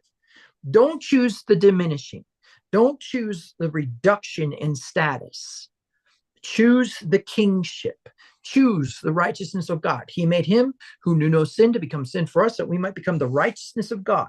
Abimelech, in his dream, when he takes Sarah, because he doesn't know that Sarah is Abraham's wife, because Abraham lies and says, she's my sister, God comes to him and says, you're a dead man. He says, will you destroy a righteous nation because of one man? Abimelech, addressing the intensification of all power in the universe, stuffed into something that represents itself in the dream, stands before that same creator, knowing the fear of destruction is imminent, and says, will you destroy a nation who believes that he made him who knew no sin to become sin for us, so we might become the righteousness of God? You cannot redefine righteousness before God. You can't. And so here's Abimelech about to die and says, okay, since I'm going to die, I may as well bring it up. Will you destroy somebody who actually believes in that? And here's the interesting thing about it. Then God turns around and says, this is simple. You need to clean this up. Return the man to his wife, or return the woman to her husband, right? Okay. So from that, then we can glean the idea that the mechanism of Hasatan, or the adversary within you, is at war, enmity, war with the Torah and the intensification of all power in the universe, and therefore is going to become its defeated foe, because obviously we know there is nothing to rival the intensification of all power in the universe. And how does that defeat occur? Well, there's more to that, but the point is that when we get into this, invariably what we're working with is the concept of when your soul encounters the adversary and finds that you, as a sovereign, have listened to the adversary, your soul activates desire. And desire, when it is fully conceived, becomes sin. Sin is a violation of Torah, 1 John chapter 3, verse 4. There's a sin unto death, and there's a sin not unto death, 1 John 5, verses 15 and 16. And therefore, from that, we can glean an understanding that a violation of Torah creates a diminishing, a curse, and creates death, an empty stomach, or a famine, which requires you to go into exile in order to be fed. Remember, Abraham had to go down to Egypt, thus defining what would happen to his future generations when a famine hit the land, and thus defining what nation would preserve the Torah, Egypt, and defining what nation would end up having to release the Torah into the nations, Egypt. Now, the intrigue comes from the word Egypt itself, matzar, which is to bind, two bindings, mitzrayim, two bindings, or fear and doubt. So what would release Torah into the world? Fear and doubt. So now we understand. The death of Pharaoh. The death of the Pharaoh. Yep. Right. They didn't have fear and doubt until that happened. Yep. Wow. Absolutely. Yep. And here's the crazy part. So again, what we view as negative is actually part of this divine intervention that occurs. And let me show you now. So what happens is the soul is moving with the river. Okay. There's this cosmic river, path of least resistance, 100% chaos, hitting resistance as it goes. See, we perceive chaos as being disorder, and therefore, we perceive disorder as discomfort, and therefore we say that it's bad. But truth be told is that if a river doesn't flow, there is famine in the land. And so all of a sudden there is a movement, right? The soul perceives you moving off onto a bank and creates a desire that will drive you back to the river. And the concept is that as you step onto the dry ground, you long for what? You long for the time when you had provision, protection, and instruction. Now, the ego or the adversary will give you, the Hasatan will give you the illusory benefit of the flesh pots of Egypt instead of the manna. But the desire for the manna was created because they deviated from the river. They deviated from the water into the wilderness in the first place. And so the mechanism of return, or teshuvah, is the shame outside the camp. Being cast out was never a permanence, but instead a mechanism to create the return, the teshuvah, by creating a teshuka. So, did Eve protect her husband by giving him the fruit? Well, then let's ask the question. If Adam had not eaten the fruit, what would happen to Adam? What would have happened to Adam's soul? Because of his desire for the fruit. Because remember, we're led away of our own lusts. Eve did not give to Adam because Adam was just some dimwit and sat there and let a serpent talk to his wife while he sat there and just, kicked back and had his beer and watched football. That's not what happened there. He secretly desired it long before. How do we know? Because he created his own Torah. He created his quote unquote self-discipline. See, here's how I want to think about it. Yahweh makes a rule, right? You shall not do this. We break the rule. Now, all of a sudden, we think we're the ones who should punish ourselves, right? Now, here's the intrigue. We are tempted to break the rule, and we begin to punish ourselves. And so what does Adam do? He displaces the information by telling Eve, don't you touch that tree. Why is he saying that? Because he's watching the mirror desire the tree. He hates that within himself, and therefore he sees Eve desiring the tree and says, don't you touch that. Thereby creating what? A Torah that the serpent could challenge. The serpent cannot challenge Torah. The teaching and instruction of the intensification of all power in the universe cannot be challenged by the serpent. Remember, there is no equal opposition, only a diminished opposition.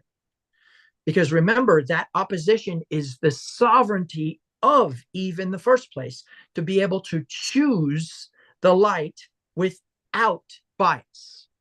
So he would have stopped tending the garden. He would have stopped taking care of creation. Yep.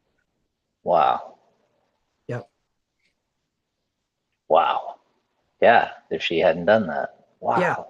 And so here's the crazy part about it. And this is the thing that is so insane.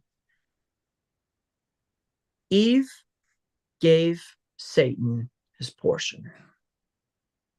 And thereby Adam continued to operate within the commandments to cultivate by having the ground be cursed. So the answer to Deborah's question is yes. Go ahead. But that's also why, quote unquote, the serpent, which is that inner doubt, inner self, inner fear, right? That Hasatan within ourselves is that lower level. That's why he's crawling on the ground, right? That's why he doesn't have legs, because he's that lower level of self and not able to stand up, not able to have strength. Exactly. And yet we listen to it all the time.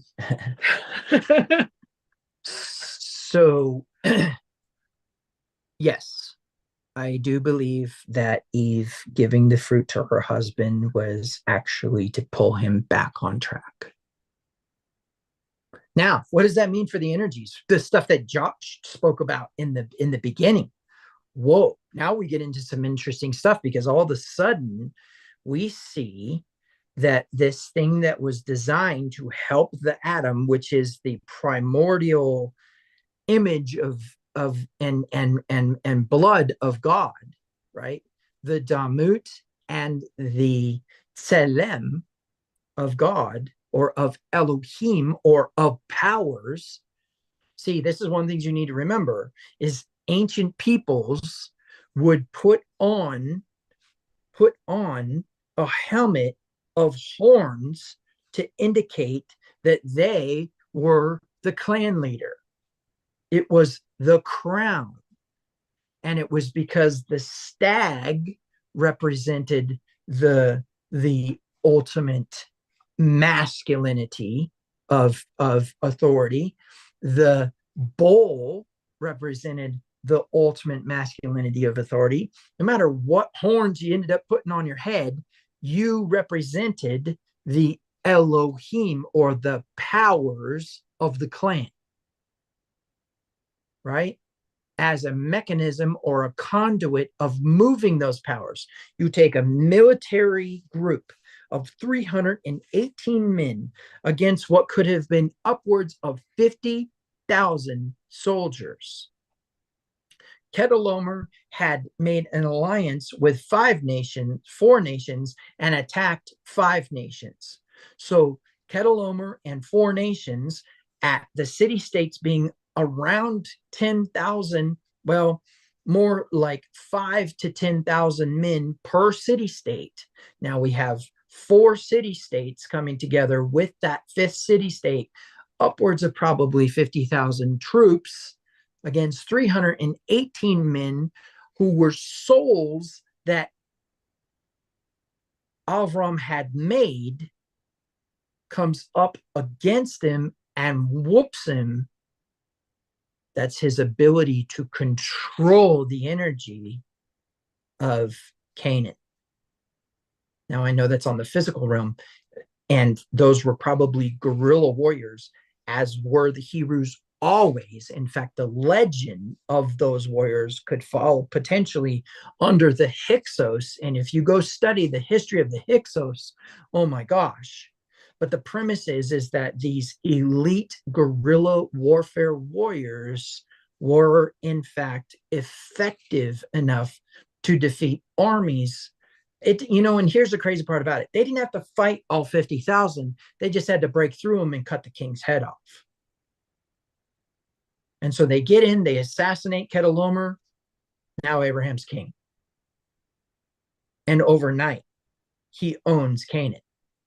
And the concept is that's that concept of the clan leader controlling the clan, or the powers of the clan. And therefore, when we look at that word powers in that way, as the word Elohim, as in plural, more than 2, or it be Elohim or Elohim, it would be the concept, Eliyaim would be basically more than 2 or 3, which gets us back to our child roots, whether they be adopted or not adopted. So gets back to our children and not the parent roots, and then ties into the concept of the adoption within the Hebrew clan of someone being added as a soul. We begin to really start to see the mechanism of the corporate collective conscience and the false or illusory power presented at the Tower of Babel, which brings us back to our 70 facets of wisdom, which is why we have more than one person speaking this Shabbat. So what's the next question? All right, have we satisfied that question? I think so. Okay. So go ahead. So she's actually acting in some sort of duality then, if she is Ezer Kenegdo. She's acting as Ezer as helper, and as Kenegdo in confronter, right? So then that's exactly what we've talked about in terms of your, that I figured out, and now I'm guessing this is where it came from, but with my own wife, that it's actually really clear what I need to do at any given time. If she says she wants something, then it is my job to do that. That is light to be revealed, and the Father will provide the necessary means to make that happen, right? And then if we have a blockage, we have a fight, we have an argument, we have anything like that, she is connecto in that, and it's still the message to me of figuring out, hey, why is this blockage here and everything, because I'm the conduit of light to her. And where do we really see this play out is in Rebecca, Isaac, Jacob, and Esau. Oh, goodness, yeah. Where Satan is given his portion, right? I mean, if there was ever a time to say that the voice of the serpent was satisfied, it's in the fact that Isaac knew he needed to give the dew of heaven to the secondborn, and that was forbidden. And so the only way was if there was a allowing the serpent to be satisfied and it go to sleep, right? If we can put Satan in a food coma, then we're in good shape, because that shuts our ego up, which is interesting, because then that kind of brings up my original statement about tithing, which is the concept that yes, you are to give away that 10%, but you need to make sure that you get 10% as well first, right? Because of that concept that if you just go and give to someone else, you're not giving self-care to yourself, but also that there's an idea here that if you do not receive, you're refusing to receive, that the vessel is actually unstable, or it is in a state of resentment, and it will begin to want to take more. So I have a story about that. Go ahead. It does pertain to business, but we're not talking business. So there's a man that I counsel that his business just went under, and we were talking about it, and he was like, I don't know when it happened. And I was like, of course you do. You know exactly when it happened. Tell me when. And he said it was when he started devaluing his services to make money because he got scared because of COVID. And I said, yeah, exactly. You devalued yourself. You told the universe what your new value was, and what happened next. And he was like, then I stopped being able to pay my bills, and all of this all this stuff started to happen to me. And then I was like, okay, and what did you think? And he was like, I started thinking, when am I going to get mine? Why does everybody else get theirs? I devalue myself for them, and I never get mine, and yet they get everything.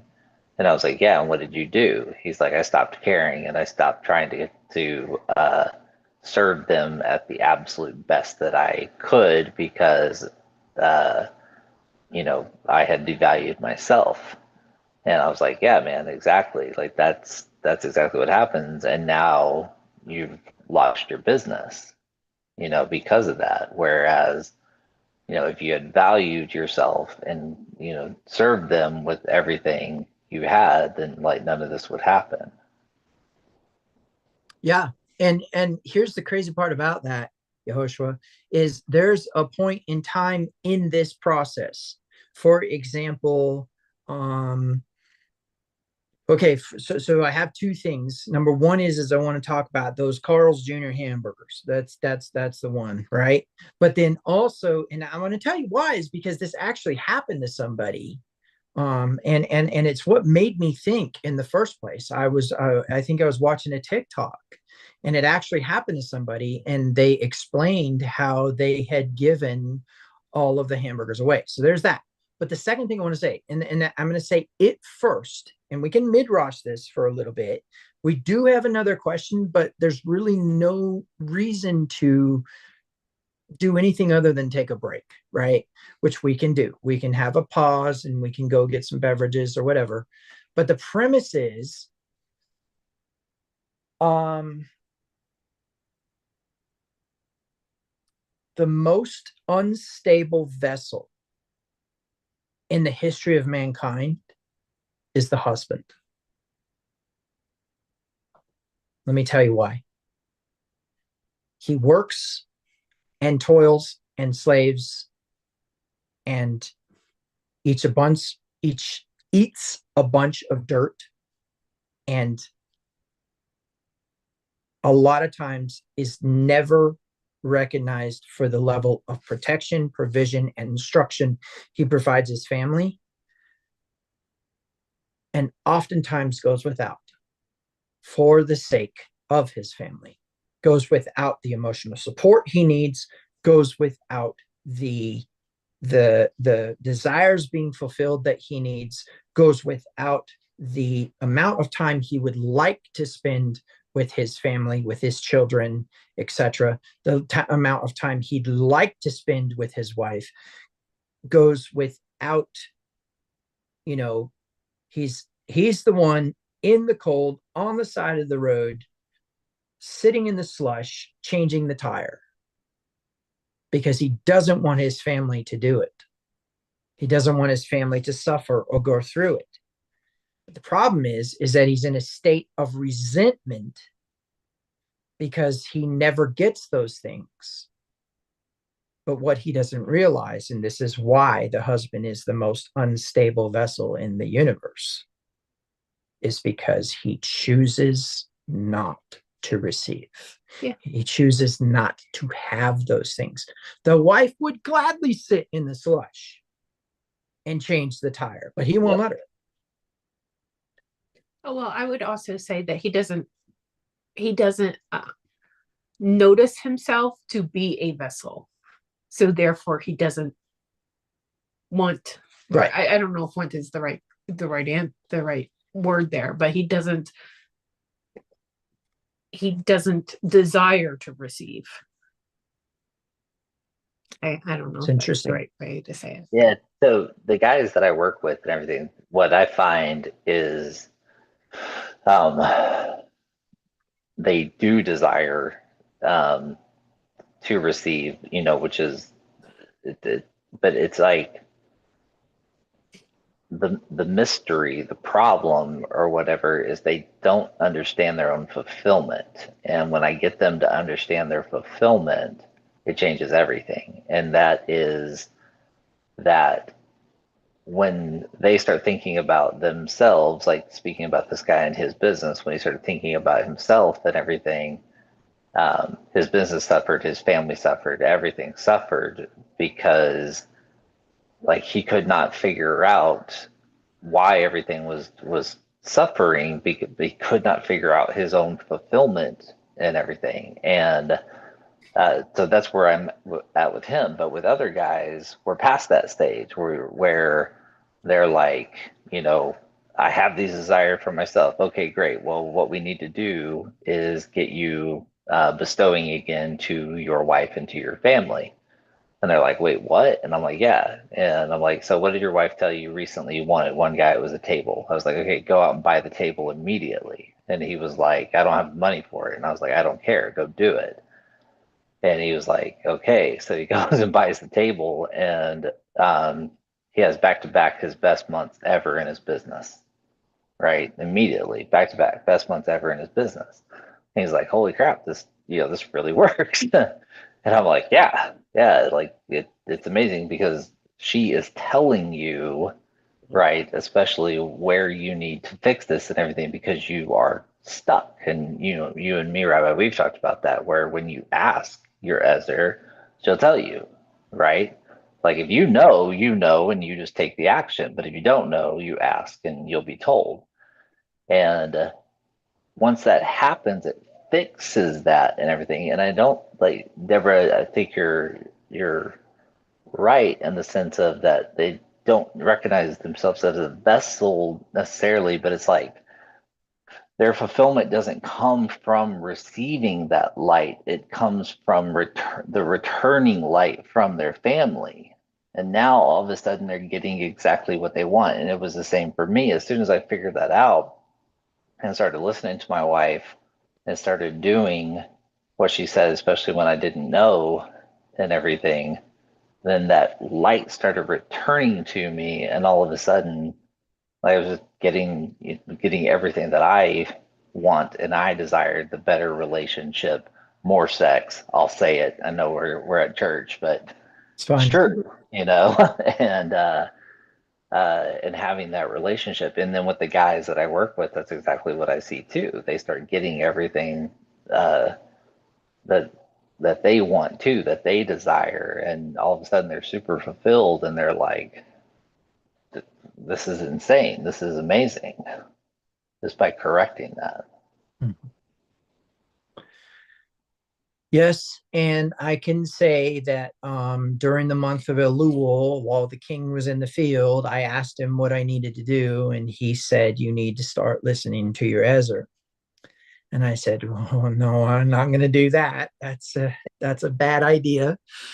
And I started listening, and it has been quite amazing. Some of the things that have come into my life and the opportunities and whatnot, and obviously some of these ideas about changing the format and things like that, her appearing on the videos with me and whatnot.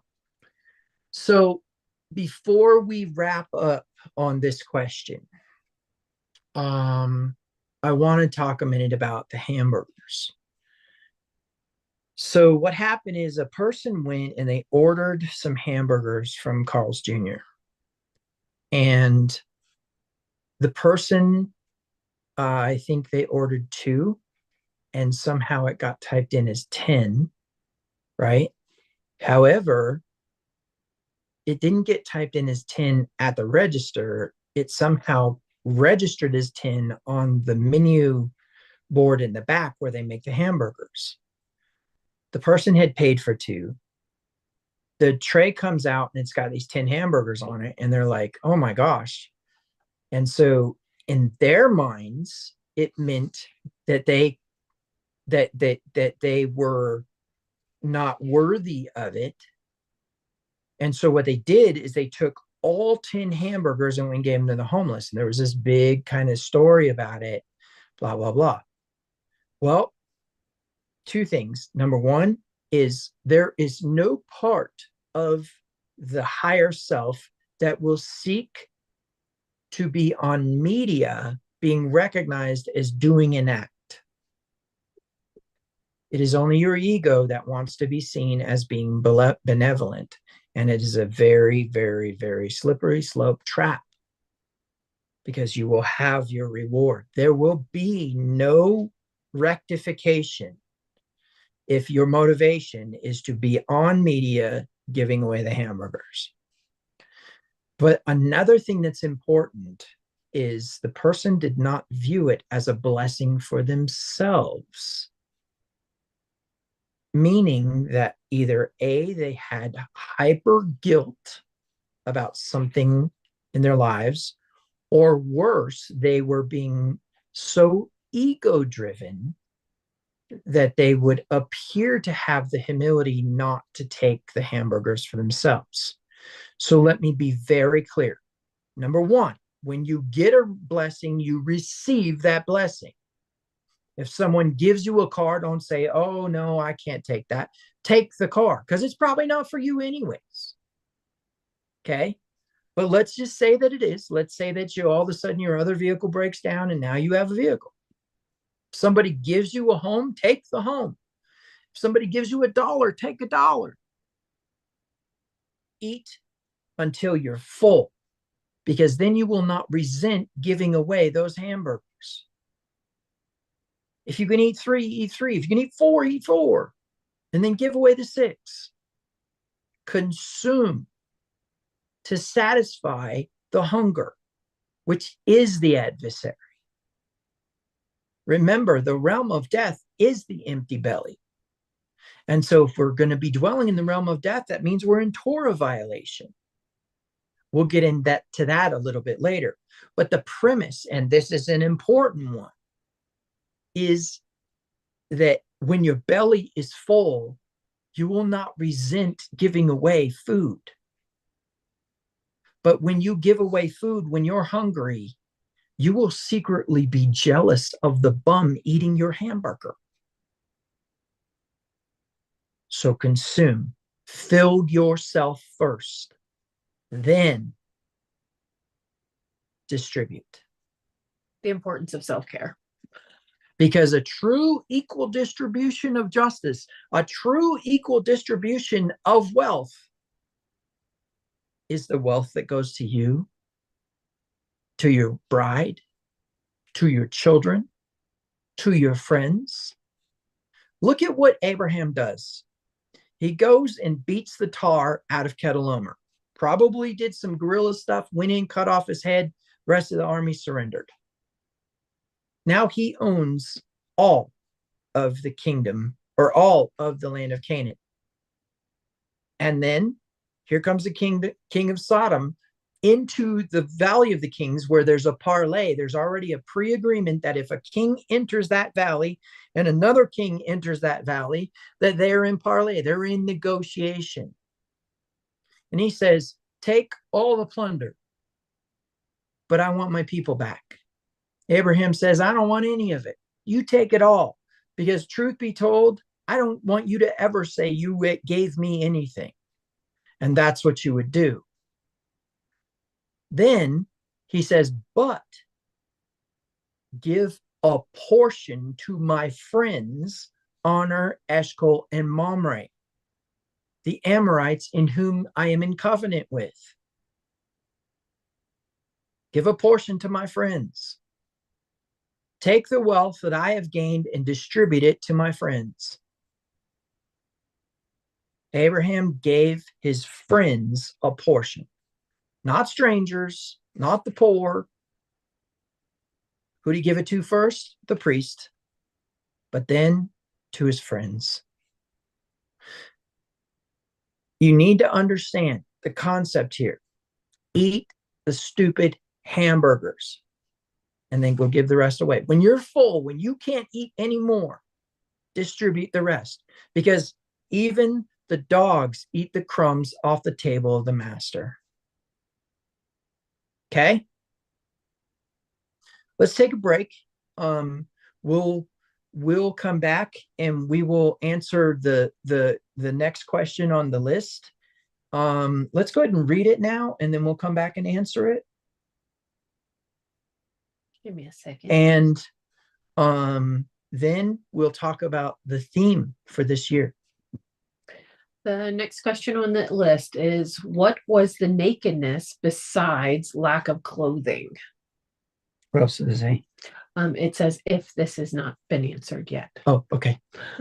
All right. So let's take a brief moment. Let's get our some refreshing and just kind of get a breath of fresh air and stretch our legs.